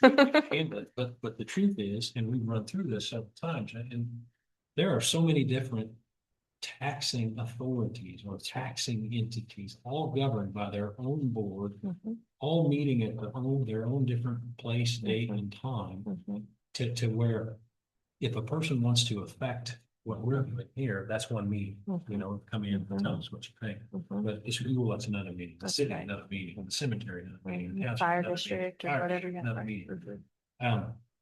So how do we lay that out as in a roadmap for folks to, You know, I think the whole revenue neutral mailings were supposed to kind of help with that And they because then they gave that notice, they give you that paper, they tell you when your meetings are, when to go to. Unfortunately, sometimes some of them on the same night. They haven't kind of got that. You know, but it was a step in the right direction for sure because it did help people know if your tax dollar went up $1, right? Then you need to have the opportunity to talk about it. Are they going to do anything? Knowing we have inflation, knowing we have, or do you give? I've spoke at plenty that did nothing, but Brown County did. That's We good. didn't do it this year, not Mhm. really. We did Mhm. back up a little, Mhm. but the years before you backed up quite a bit. Our Miami County Commissioners have done a great job holding revenue neutral for a long time through all of this, yeah. And so, again, so that discussion is a whole nother side of it, but it all starts with the appraisal because what percentage they're paying. If a person gets a 43% appraisal increase and you stay revenue neutral and we just say we keep a constant mill levy, just for rough math, that person got a 43% tax increase, whereas this next door neighbor might have had nothing. And so he gets to stay constant. And so it's disproportionately affecting people as well. You talk about the person that comes in and buys new. What about the guy that's just sitting there and all of a sudden his tax bill went up 50%? He did nothing. Mm-hmm. House value went up and ag real estate went down. So the ag on the state, it does, Yeah, yes. so we And could've so, washed out. yes, except for that your ag value is so small. The valuation on that is such a small number that typically the dollar amount you see against that is pennies compared to what you're going to see on the small part that your home site sits on, True. or the amount that your house went up, or in Miami County, we had ag buildings quadruple back in 2023, 50-year-old barns. They just suddenly increased 4 times the value on the books. And so, when you see that, that's going to hit hard because now you've got, instead of a $10,000 land value for your ag, now you got a $400,000 house increase to 500, so the dollar amounts are matched bigger. So Tonight, you Mhm. walked people through a lot of this. the stuff, how especially to's, stuff. yeah, on the, okay, so you got your appraisal, now what do you do with Okay. it? So that way they have an understanding, so it's not confusing. But then one more thing on this level for this, your software, and at the risk of sounding like a crazy conspiracy theorist, I do have concerns when outside influence comes into local level governing. And so your software is based out of a company that's out of Canada. It's Momentum Software. They're a division of Harris Computer. Harris Computer is owned by Canadian company Constellation Software. Both Harris and Constellation are acquisitions firms. And so they target really, and they say on their website, Harris provides mission critical software. And it really bothers me when people that are owned by BlackRock or any other globalist firms are targeting our mission critical software. Because although our appraiser can put in the values and things, you don't know how the back end is written. You don't know where the math comes from. Just like people can talk about their concerns with the voter systems and wanting paper ballots. And Laura Logan just put out a new book about algorithms and different things. If one person's one vote actually is 1.57 over here and 0.87 for this candidate, then eventually those algorithms. And so not to say there's anything nefarious, but anytime we can keep everything as local as possible, I know we're not going to get away from computerized systems in the mass appraisal world. It would be nice if we did have, we talked about it at the state recently as far as having, every 3 years so that a third, and you could do more paper, you could do more hand comparisons as opposed to really trusting the systems. And so when you have systems coming in, you always need to be concerned, in my opinion, because it's real easy. All that bad. They're all bad that I've seen so far. CoreLogic is one that Miami County uses, and I told you they've got that. Tyler Technologies has some, but the problem is right now, Tyler Technologies, they also have kind of a monopoly on a lot of data because they run a lot of the government systems and pay systems and stuff. And so we're really finding ourselves in this data age where we're giving a lot of local control and our data up to a lot of people that are not here. And that should be concerning for all of us. To what degree we can do anything about it, maybe nothing, but it's still good to be aware and to know. On our farm too, Mhm. our seeding and our harvesting, Mhm. there's somebody else owns it just for the privilege of being able to see it on the screen. Mhm. So, Mhm. Well, don't know you, what to do about it. that's the problem, right? Whenever you have a lot of consolidations and a lot of sensitive data in the hands of a small few that can make big decisions from somewhere else, it should always be concerning because anything local is the best, in my opinion. I agree. So any questions? Would you tell us, you're here tonight, waiting somewhere, what time and where will you be? I am speaking at 6 o'clock. And where am I speaking? At the Caldwell Building, East Iowa. Okay, 6 o'clock at the Carwell Building. That's correct. The historical. Mhm. Yeah, Yeah. again, Okay. just a how to, the sheet to show people what to do and No, how to go it's through the wonderful. process. It's And, wonderful. I didn't get a chance to check your numbers here, but one thing I brought to attention in Miami County, the ag values, they really are. Our ag savings is getting diluted in this process. I spoke to the old director of PVD before he retired, and he confirmed with me that everything should be market value when looked at your ag land at market value. And so you should see your appraisal should be substantially less than market value because you have ag land at the ag values and not at what you would sell it for, right? That's where the ag savings comes in. Okay. The counties have control of 3 of the 4 variables. So the state provides your ag land. And then the county gets to decide how much your house is worth, how much your buildings are worth, and how much your homestead site is, that acre or half acre, 3 acres, whatever your house sits Yep. on. And so what we're seeing in Miami County, and other counties across is, again, those buildings went up so high. And then the small section that you sit on, we've got some appraised at almost $90,000 an acre when you amortize it out to see how much that one little piece of the pie they have control under. Sure. So when you take those 3 variables in the county and then you add the ag land back in at market value, it's substantially over market value as a whole. And according to PVD, you should be able to start with what you would sell the whole place for, subtract out what they think the ag land is at market value, and then that remaining factor should be all that the county can appraise up to. But they're exceeding that because of the current ratios and the way that things are being done across certain counties. And I did not check here, so I can't say that they're doing that here or not. I just know that in a rural state, it's concerning when our ag value savings is eroded because it's really an important part for farmers and being able to be competitive and viable. Is it accelerating because of your proximity to Kansas City? That's what they say. They try to say we're a diverse and resilient region of the Kansas City metro region. And every Miami County citizen says, no, we are rural and we don't want to be Kansas City, Missouri, and we want to stay with rural. And even people that are coming from Johnson, they want to stay with rural values. And I'm not saying that's across the board, but that's the general consensus on the surveys that was done by the County for Economic Development. And so, well, we actually just recently, they got rid of the Economic Development Director role for the commissioners to be in charge of the future growth because it was going in a direction that was different from what the citizens wanted. And so we wanted to stay a rural county. And the appraisal stuff, my guess is it's probably coming down from some directives. And this is how you can do this. This is how you can do it this way. When we brought it to light. I'm gonna have to go in a few minutes. Do you need me for anything? My kids, I've got some issues. No, and I do want to, I wasn't trying to be disrespectful of what you were saying now, but I do think it's all good. It's a big conversation that we Sure, really from a need the conversation. state to Well, do and something about, but can we go 5 more minutes with you before you need to leave, or you leave? Yeah, I could do 10 more finish minutes, too. but And if he wants to, he needs to Okay. be here for the rest of this discussion. I think I just. yeah, wanted this- if you had, I didn't want to cut you short, but if you had another 15 or 20 minutes, I've got to. Nope, I've got to nope. get on. I think I just Yep, wanted to thank throw that in on, Bill. since you have ag land, you can kind of look at that yourself and see where those numbers are. So, I appreciate your time. Thanks for letting me speak. Yeah. Thank you, ma'am. Thank you. Okay, so that conversation will continue tonight, 6 o'clock, Carwell Building. If you're listening, and you got more questions, that's where I would go. Okay, Austin. Yes, sir. So, on the establishment of a potential managed care solution, I've done some work surrounding that, what that would look like. There's, now that Thanksgiving's passed, I'm coordinating for a meeting, been reached out to by Amberwell Health. Right. But sort of an option of, if you look at the number of payers in the county, not just us as a payer, but others. Okay, you have a system that has physicians and a network that needs to operate, and there's costs that need to be recovered. Okay.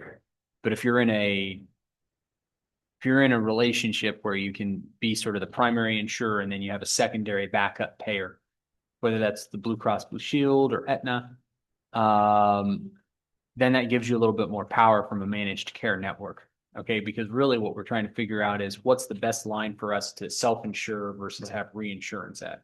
Okay. And so I think that I'm optimistic about how that conversation might frame out, that there might also be a way to kind of extend that conversation beyond just from a county perspective to a more regional perspective. And what I mean by that is, we've been having conversations for quite some time about what a stabilized solution to rural critical access healthcare is. Because there's a lot of patients, there's a lot of need, there's not as many providers as there were 15, 20 years ago. But then also financially, how does it work? Okay, and then insurance recovery system. It's not just here, it's in Oklahoma, elsewhere. It's even better sometimes for practitioners to just give their practice away to a group and then go work daily on a day pay rate. Uh-huh. Because it's not a sustainable model in the same way as it might be 20, 30 years ago. The environment, for a lot of reasons, post 08 has changed. So there's some interest. on I think their there's end, some, too, to I work think with us. there's interest on their end, there's interest in our end. There's interest overall to find a better solution, even from a practitioner perspective. It's just not a sustainable model of, where it's at versus where it's going, Okay, even from a workflow perspective. Because the practitioners are now, it wouldn't seem like this to someone outside the world of patient volumes now up to 30 a day instead of 25, 28. There's a constantly expanding cost of insurance, sure. compressing reimbursement rate to facilities, Yeah. right? And no synergy of structure. Because it's just, the insurance has changed post 08. And so there's an opportunity to come up with a And not corrective, for the better. and not for the better. No. And with no help for the, or no hope for the future. No. I mean, it's just broken and either to fix it at federal level or we just have to go around it somehow. or Yeah. Through it. Pretty much, and there's not really a fix anymore. Okay. I mean, there's not, at this point, you would have to change the system. There's a lack of competition, so yeah, So, well, Matt, you talked to someone yeah. and are in the process of setting up a meeting. Yeah. Okay. They reached out to me. I gave them Austin's number. They reached out to us. Yeah. And I'm going back with them this week to set up a plan. Okay, so far on our priority list, the larger tasks. Yeah. Right? With the two larger tasks right now of how do we come up with a more sustainable healthcare solution? Uh-huh. Okay, and then the second larger task of how do we come up with a more sustainable long-term bridge off, Right. right? Big ones. Two big ones, that's kind of the status update on that. Okay. And I'm working with Commissioner Richard on this. Good. But in the back end, I'm starting those meeting conversations, trying to get something mature for like Okay. early January that we can have a more structured conversation. And then just to restate or clarify, the reason he's working with Richard is so that he's not talking to me and you and it That's gets fine. kind of wonky Yeah, outside of the that's bound for exactly- this meeting. So, and Yep. we're totally good with it. Yeah. So, as long as you keep us informed, and that's exactly what you do. So, okay, Well, I'll have- excellent.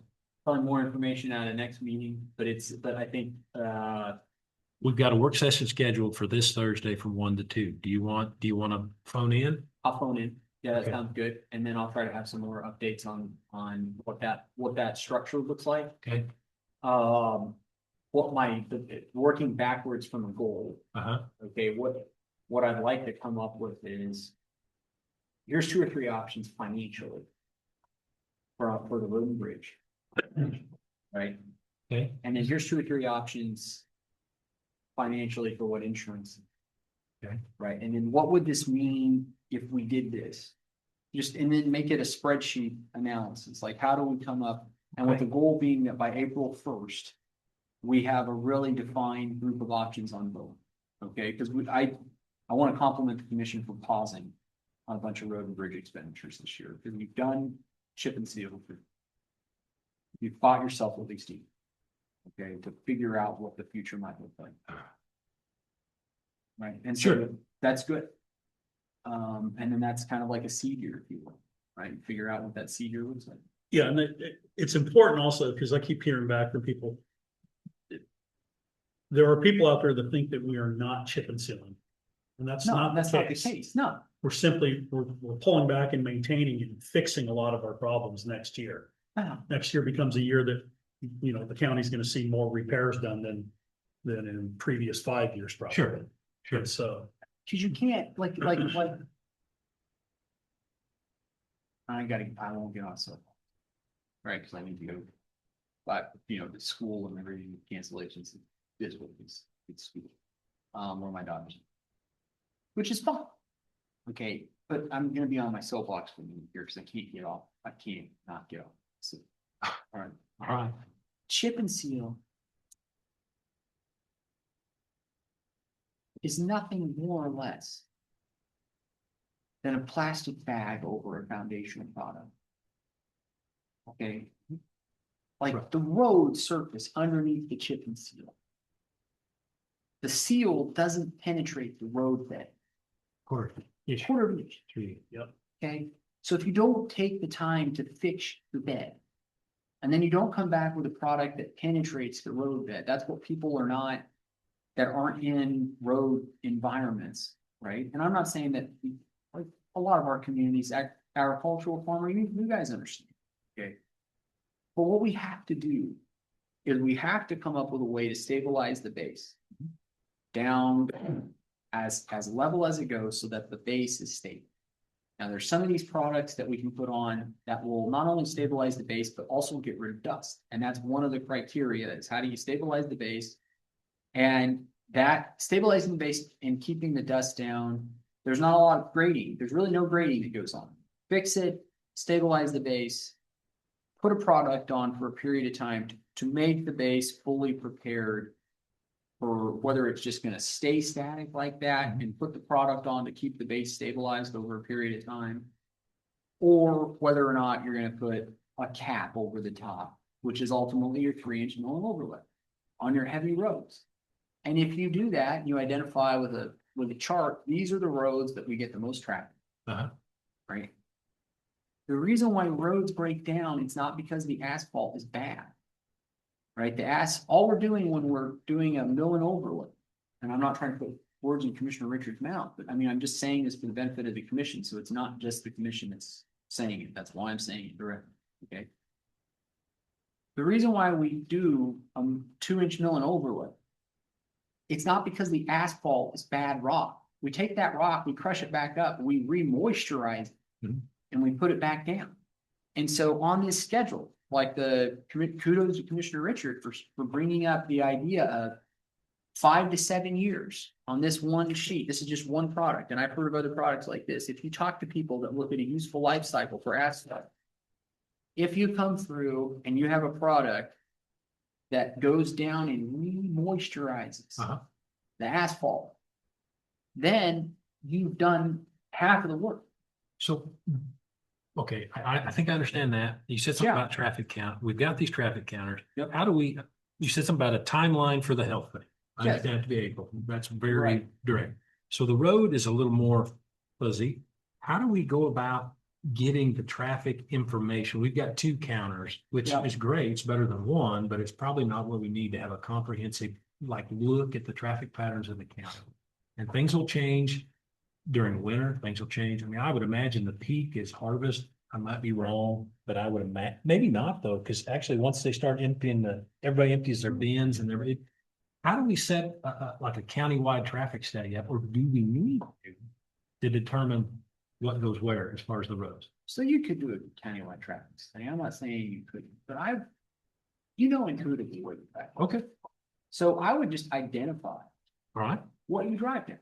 Okay, what roads are it that everybody's gonna use? Okay, well, we can do that. Yeah, internally, we know the county roads that are getting the most use right now, just based off of the road and bridge guys know it, and I mean, it just by living. I know it in my part of the Sure. world though, is the difference, Right. Southeast Brown County, I pretty well have it down, but when you get up this direction, I get a little. It's not rocket science, so we know. Okay, Prairie Road, Thrasher Road, Right. Goldfinch, the Baker Road, these are our roads that are seeing the most. okay. So if we can focus on the roads that are getting the most use and try and figure out a way to preserve those first and foremost. So we can do that without any sort of formal Yeah. account. We just sit around the table with a map and. Okay, And in the end, okay, if you have let's say it's $6, like this product that we were talking about, maybe it's $6 a yard. Okay, for the initial, like this product right here may be the long-term. I've heard of some other solutions that re-moisturize the road base. Mhm. Okay, but if you re-moisturize the road base every 5 years. Okay, then you don't lose your asphalt. Okay, and if you have a sealant over the top, once you've re-moisturized it, you're in Sure. good shape. What you want to avoid is, and so at scale, what we may be talking about, let's say there's 240 miles of road, which is approximately what we have. That's 270s. He was close. Yeah. He was close. 270. Maybe 70 miles of that fast. 200 miles of that is, 200 miles of that is just solidified base. Okay. Okay, but if you look at the commodities of that, and you're only doing that at scale every 5 years. Right, you're only touching 40 miles of road. Uh-huh. With the sealer. Uh-huh. Okay. And then you've got 70 miles that you're doing, like this, product that's, you know, a way to restore and extend. And there's outsourced options and then there's insourced options. Sure. Okay. And so then you're looking at what your equipment and your timing calculation. Right. Then you're in a situation where you're saying, well, I've got this much labor, I can have this much equipment. Right. I'm not saying we're gonna have a whole road operation, but you can have a patchman. The patchman comes through and you use it to fix the spots that are needing to be addressed in the asphalt. Sure. And then you're coming through and saying, well, maybe I've got 2 miles of road that needs a mill and overlay this year because it just degraded at that point, but the rest of it we're having to seal it for. Okay. And at the very least, you're looking at, and so you put it on an Excel spreadsheet schedule. And so what I would be suggesting is, this is something that I think Commissioner Richard and I will probably work on closely, right after we get through the first part, but we'll identify whatever roads we think we need, like a larger scale solution onto, and then what roads need to be base firmed up, with the idea being, how do we have a plan that reduces expenditure over the next 5 years? Love it. Any questions? All right, you better go. I gotta go. My wife's gonna. Okay, no, that's excellent. Thank you, guys. Thank you. And Dallas, would you email him an invitation for Thursday's work session? Please, so you'll have it. And Yeah. if you can chime in for 10 minutes or so, that'd be great. If not, that's all right too. Yeah. As you're moving out, we had a question from a township. Can we put a guardrail up on a county township intersection without any sort of on a T intersection without running into liability issues that you're aware of? All we do is we just follow National Highway Transportation Safety Administration best practices the best we can. Okay. So the way I look at it, normally this would be handled by a township, right? So the township is asking us for some help, maybe some material work. As a lawyer, in my experience of getting sued a lot running a business, if we are going in there and trying to provide something to make an area a little safer, then I don't see a problem for the county. Do you agree with that? Yeah, and this is maybe the difference between me in the first half of my career and the second half where I'm at now. I mean, maybe if I were a kid and my knees were shaking when I was giving legal advice. Maybe getting me a little informal there. What have we done? We've installed something and it wasn't engineered. Well, it's not. This is an improvement to an area that we're trying to make. We're doing it in reasonable standards. I go back to what was our intent. What was our intent? And this is not like a guardrail. It's not something that you want to engineer. I mean, this is literally a traffic safety apparatus that we put into place. We have it. I don't see any problem with it. Okay. I would do it, but my one caveat would be, let's put that reflective stuffing on it So you can see it. so you can see it. Okay. That Conspicuity tape. You ever You heard know. that? What'd you say? It's called conspicuity tape. Oh, conspicuity. how do you know this? Again, work in California and get sued every which way, and you learn from your mistakes. Pretty simple. I'm gonna remember that. That's the word. It comes from the word conspicuous. That's the word that knocked me out of the Conspicuity spelling bee, believe it or not. Conspicuity. Well, this was great. Anything else from me? I don't think so. Thanks for coming in and thanks for your help. Yeah. Appreciate it. I'll be zoomed on Thursday.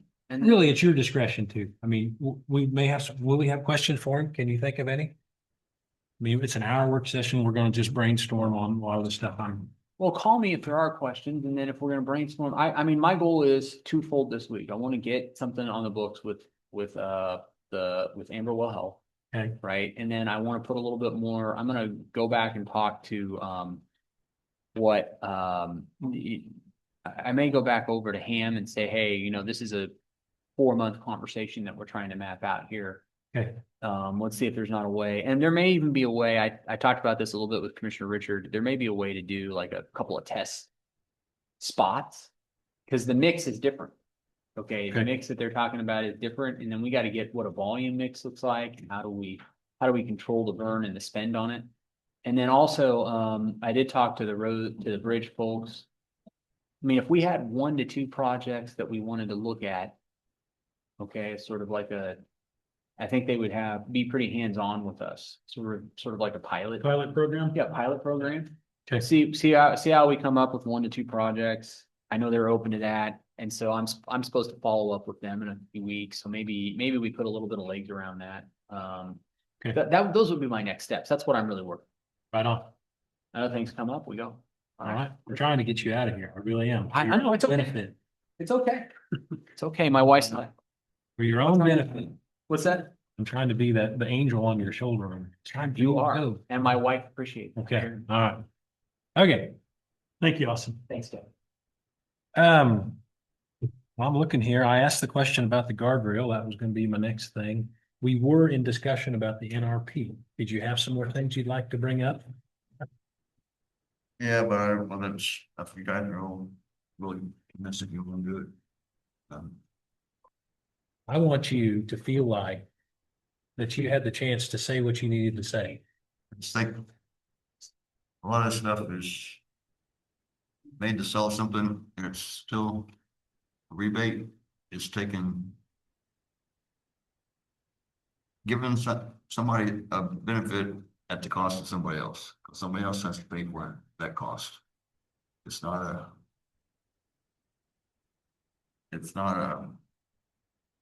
Bill, I think you look at it more along the lines that it's a subsidy, I think, in your mind. And I can't see that much difference between a subsidy and a SIP. Well, I think the end goal is different. Okay. I'm not for subsidies at all, but I'm for incentivizing, for lack of better terms, declining population. If we were Johnson County, everything's different. We don't have a declining population, but when you have a declining population, we have to be as commissioners, we have to be looking out 4, 5, 6 years from now and trying not to kick the can down the road. So when you are incentivizing people to do stuff that will improve the area, the end goal is we're trying to bring people to Brown County instead of have people move out of Brown County. Taxes, like we talked about earlier, taxes is a huge thing. If we become the county that is a little bit more forward thinking on not having the highest taxes around, I guarantee you there are people that will move here because of that. So I guess if we give a tax break to some people, we're gonna have to charge more. If we keep our spending the same, but stay the same, and you give a break to some people, then the other people are gonna have to come up with just a little bit more. Not a great amount more, but some more. Well, I mean, boy, we could discuss that for hours because everything we're doing here, I mean, the last 2 subjects we talked about was becoming efficient at the way we do roads Right.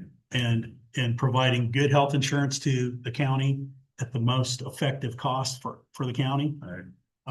If we do our job, there will be savings in other departments that hopefully will offset that. Do you agree with that? I mean, in other words, that's our focus, right? Is to, Lower, keep the cost as low as we can. Sure, And get the sure. best service we can. I mean, we're reasonable. I'm not as good as explaining, it, but can I try? Okay, that NRP, when I see this in my mind, the Neighborhood Revitalization Program, while this may not always be true because some people build and have no knowledge, I see that as it stimulates development.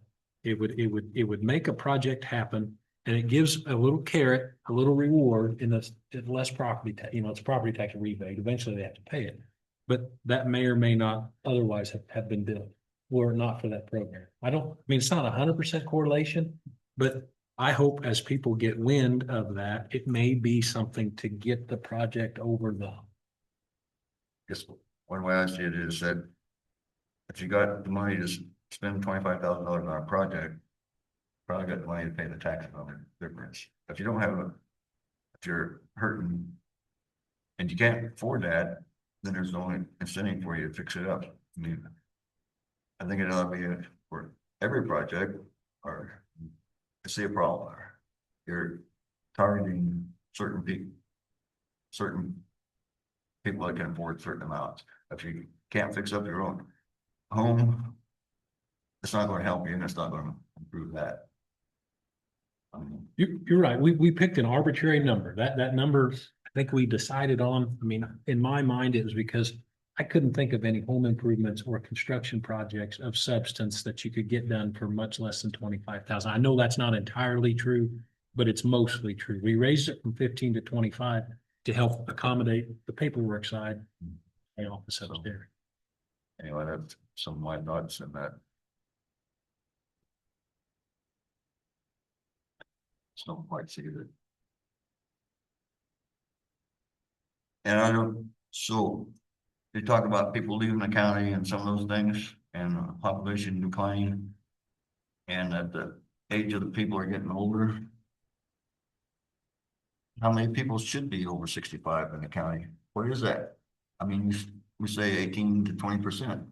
Well, why shouldn't it be that much? Yeah. Is that out of line? Or is that, and it hasn't changed that much in the last 10 years? Are you back to the first couple pages? Yeah. Yeah. So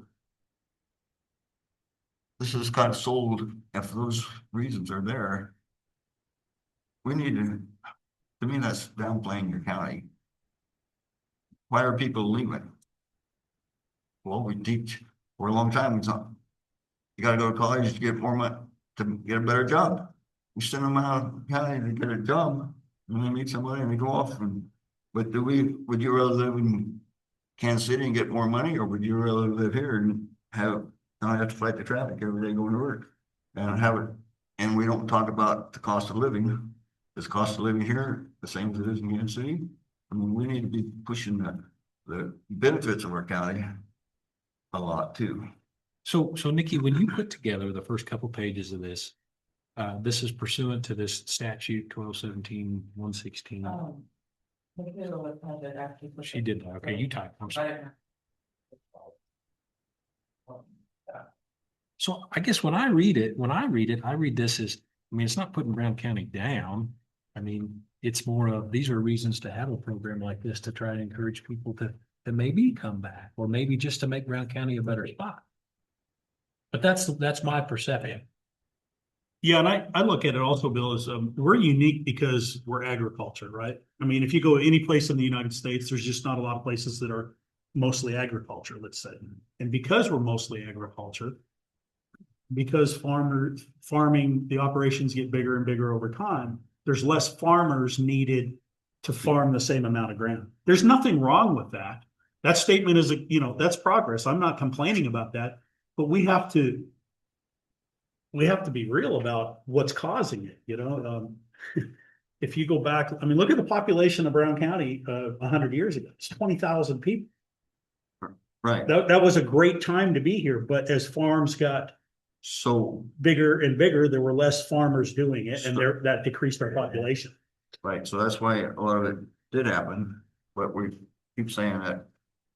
I think that most of it's happened. How much smaller, bigger can farms get, and how many more little farms are there left? How many farms? Unfortunately, it seems like they just keep getting bigger and bigger. But most little farmers are already gone. You ride down the road, there's a lot of empty lots that used to be there. And there's not, another thing is, part of the problem is we've been pushing smaller families for a long time. That decreasing your population too. Yeah, there's a lot of factors that we can't control, nor should we want to control. We're not dictators, right? I'm not advocating control. I'm just being realistic and looking and saying our population is declining, and there's lots of reasons why it's declining.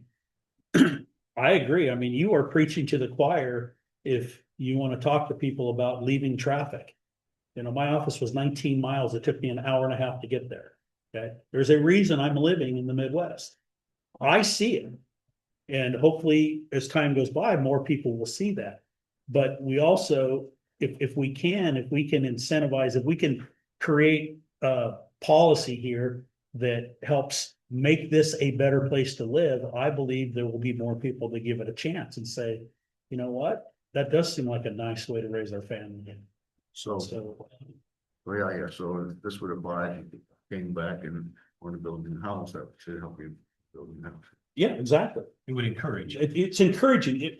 If I want to come back to the Midwest and you're going to be in the northeast part of Kansas, and there's several counties around here, and one county has better tax incentives, and I was building a new house, that would weigh heavily on my decision on which county I'm going to build in.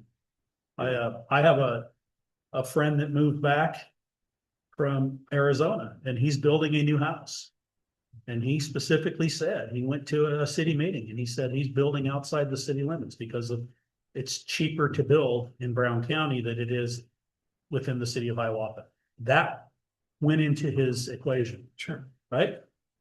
And so That's economic. that's economics. Yeah. And that's a real world situation that just happened within the last few months. So we want to be the county that, So this popped in my head. I'm jumping off. It's related. So do we have any, what happens if a project is in process between the old plan and the new? And they're signed up for the old, but it's not finalized? Are they still old? Okay. Yes. Based on, all right, so that's addressed in there. So, because I don't remember seeing that. they started under that plan and that was the agreement, right? Okay, yeah, okay, so it would be, okay, all right. Okay. Anything else? Mm.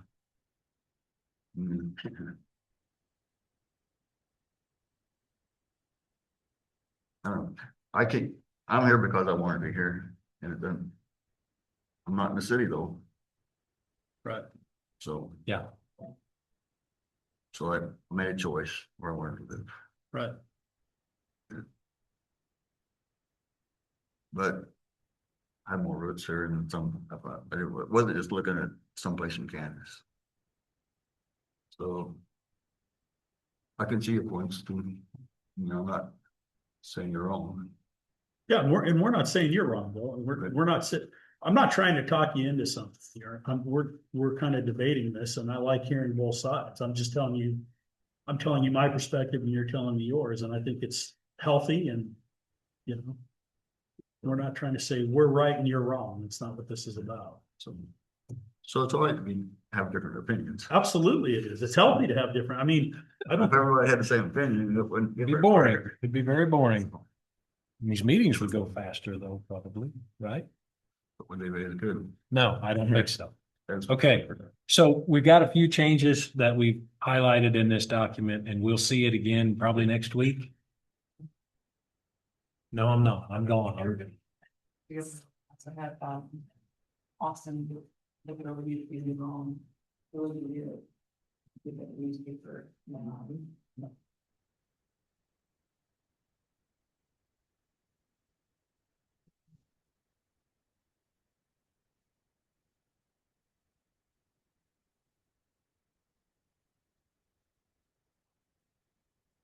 That's the way.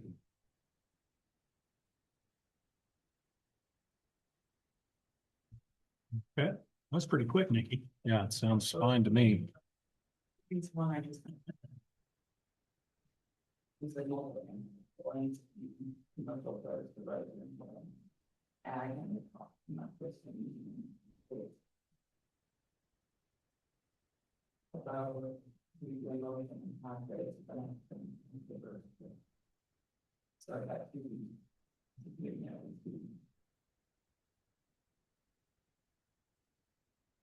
And it is resolution 2025, not dash, what would it be? There's 20, had to be, this be 21. So we're passing the notice. Yeah. We're passing the notice that we're going to have a meeting and For hearing. or a hearing, and then at the hearing, once it's over, then we'll make a vote on the actual appeal. Okay. Okay. So if I made a motion here, my motion says basically just that. I bet it.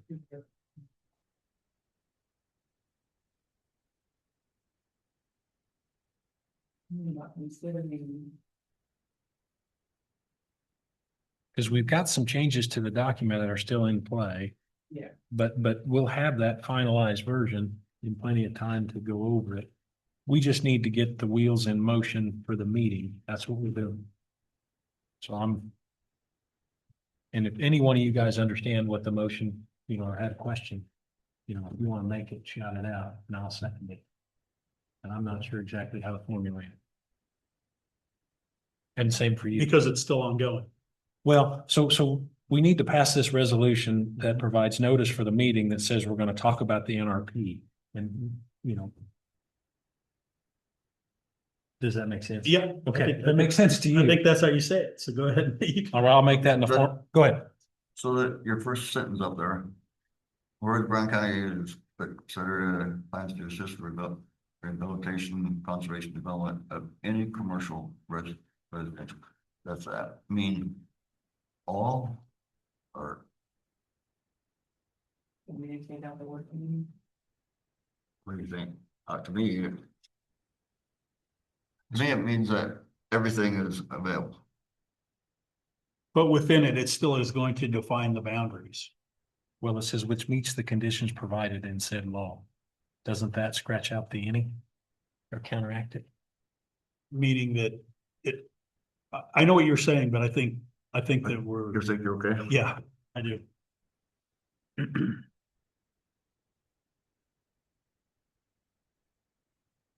Okay, well, I'll make a motion to adopt this resolution 2025-21, which is the neighborhood revitalization notice resolution.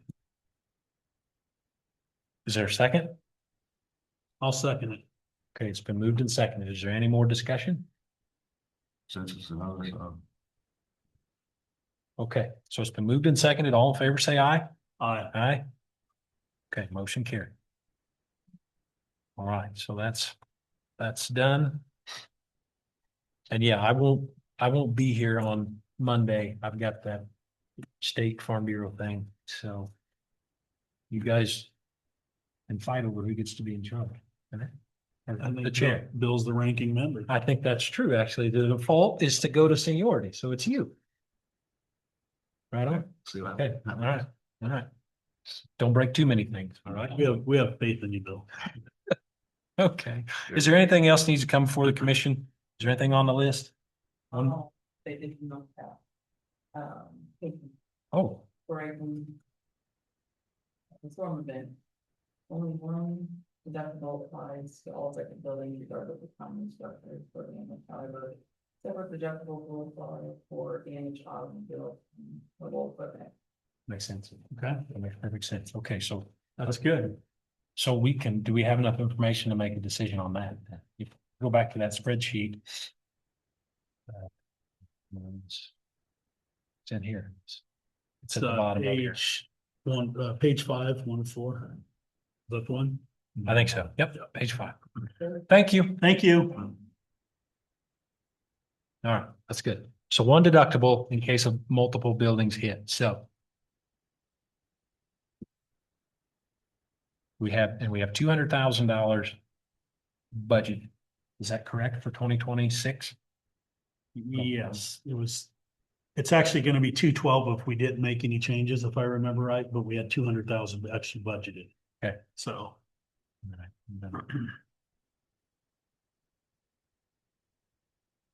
Okay, so it's right there, 210,000. 210. 210, so we're close, but we're.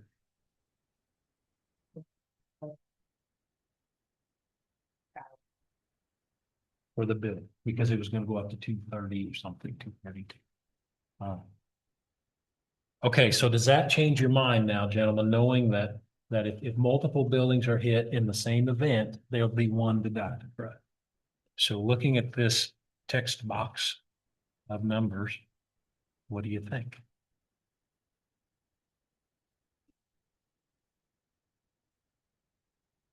I would, if it was me, I would be venturing towards the higher side of the deductibles, right? Okay, so in my mind, this is a two-part question. Do we change the deductibles? Do we raise them? And then do we still insure the building? We still put property insurance on the option. So we need to answer both of them. If it's a yes, that we insure the auditorium and we raise the deductible, we can get under budget with, looks like the last three options. The 2550. Yeah, 25-25, a 25-50, and a 25-100. If our budget is 210, Correct. we can get under budget with those three options and everything's insured. Now, a different deductible, but everything's insured. Or we can still change our deductibles, scratch the 20-some thousand off and make that number even. Okay, explain to me, well, let's see, okay, so right now we're leaving just 2-3, okay, Correct. so I explained it. Yeah, we're starting here, Is that enough information do we need to ponder it? I mean, a few minutes here?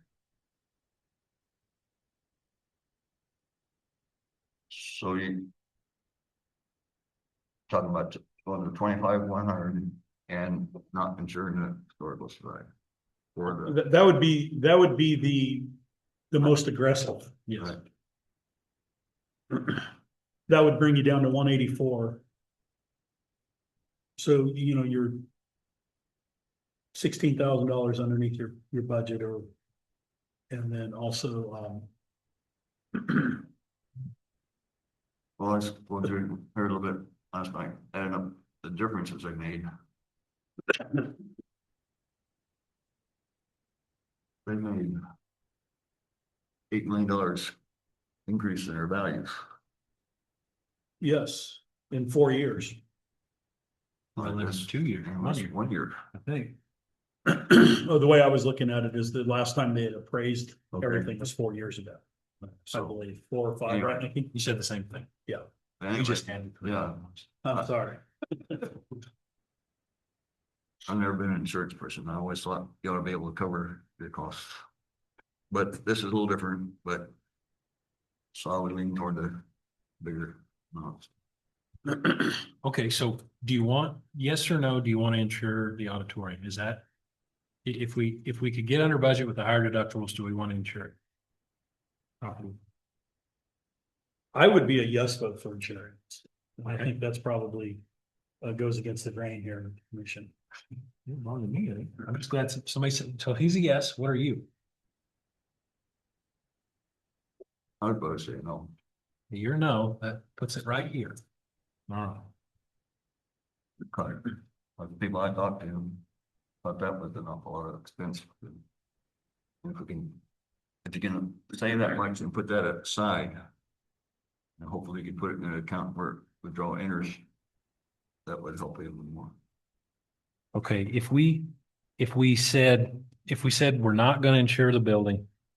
And we went to a 190, or excuse me, to a 25 and 50, that gets our premium at 194. Now we subtract the cost of that building, which I would estimate to be, I'm still gonna call it 24,000. That gets it $170,000 is your K-Camp contribution. But that raises the deductible. If you kept the insurance on the building, I mean, what we're looking at that 25 and 50, then we're at 194, which is still 16 under budget.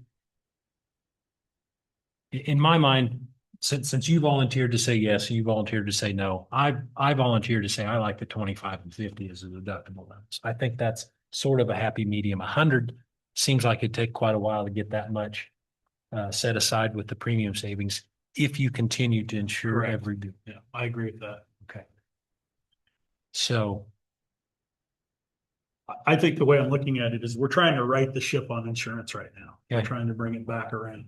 And to me, going to the most extreme immediately is a little, Good way to crash. I think, okay. I think it's a little aggressive. So I agree with you also that if we were at the 25 and 50, that's more prudent and then that's a little bit easier to obtain as far as savings and banking that savings on a line item like we talked about. That would be my, All right. that would be my 2 cents on it. So does anyone have a motion they want to make on anything here? If not, I'll make it. And you guys can go or no go. What do you want to do? Okay, I'll make a motion that we change our deductibles to 25,000, 50,000, and keep the property list the same, which would mean we would insure the auditorium for 2026 at a total cost of $194,163.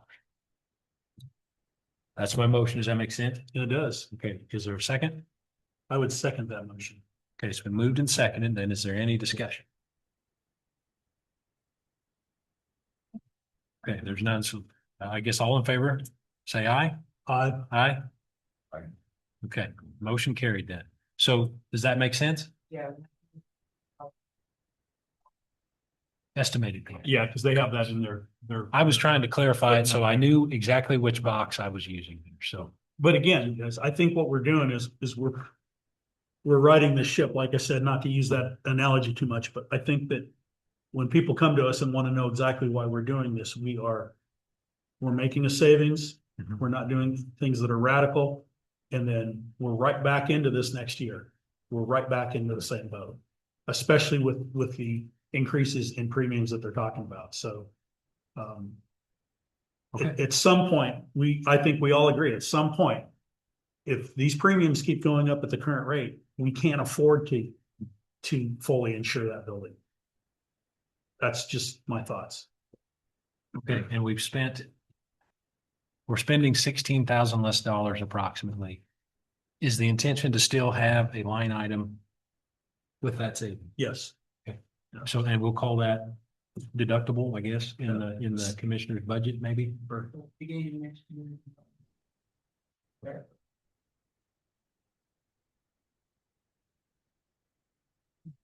Uh-huh. To put it in, take it off the top. And then take it out. Yeah, just a footnote so we can get to it, make sure it doesn't get used in the general fund somewhere. Yep, sounds good. I guess when the more that goes out, I'm sure that you have to. Right. All right, well, that is excellent. So we've been talking about that for quite a while. That, knowing that the deductible, that's how that works. That made the decision. Sure, Right. sure. So just took a while to get all the info. Okay. Is there anything else? Anybody have anything else? Do we proceed with the guardrail? How do we do? Yeah, so I'm going to try to find some. Okay. You were gonna talk directly to. I talked to Bruce Tryon, Okay. Dennis's phone number in the book doesn't go anywhere anymore. So I talked to Bruce Tryon, who's a trustee of the Robinson, and he said they talked about it. It would be fine. He would like to meet because there's some restrictions there with equipment and getting your header up and over Sure. a high guardrail. Okay. So he'd like to have some input, or they would like to have input on where to place on some of the measurements. Sounds like a common sense approach. I like it. Yep. Do you have anything for us? Okay, so we've got a work session for the 4th, 1 to 2. And I think that's it. So if there's no other business to come before the board here, is there a motion to adjourn? Make a motion to adjourn the meeting. Is there a second? Second. It's been moved and seconded. All in favor, say aye. Aye. Aye. Fine. Okay, the meeting's adjourned. Thank you, everybody. Good meeting.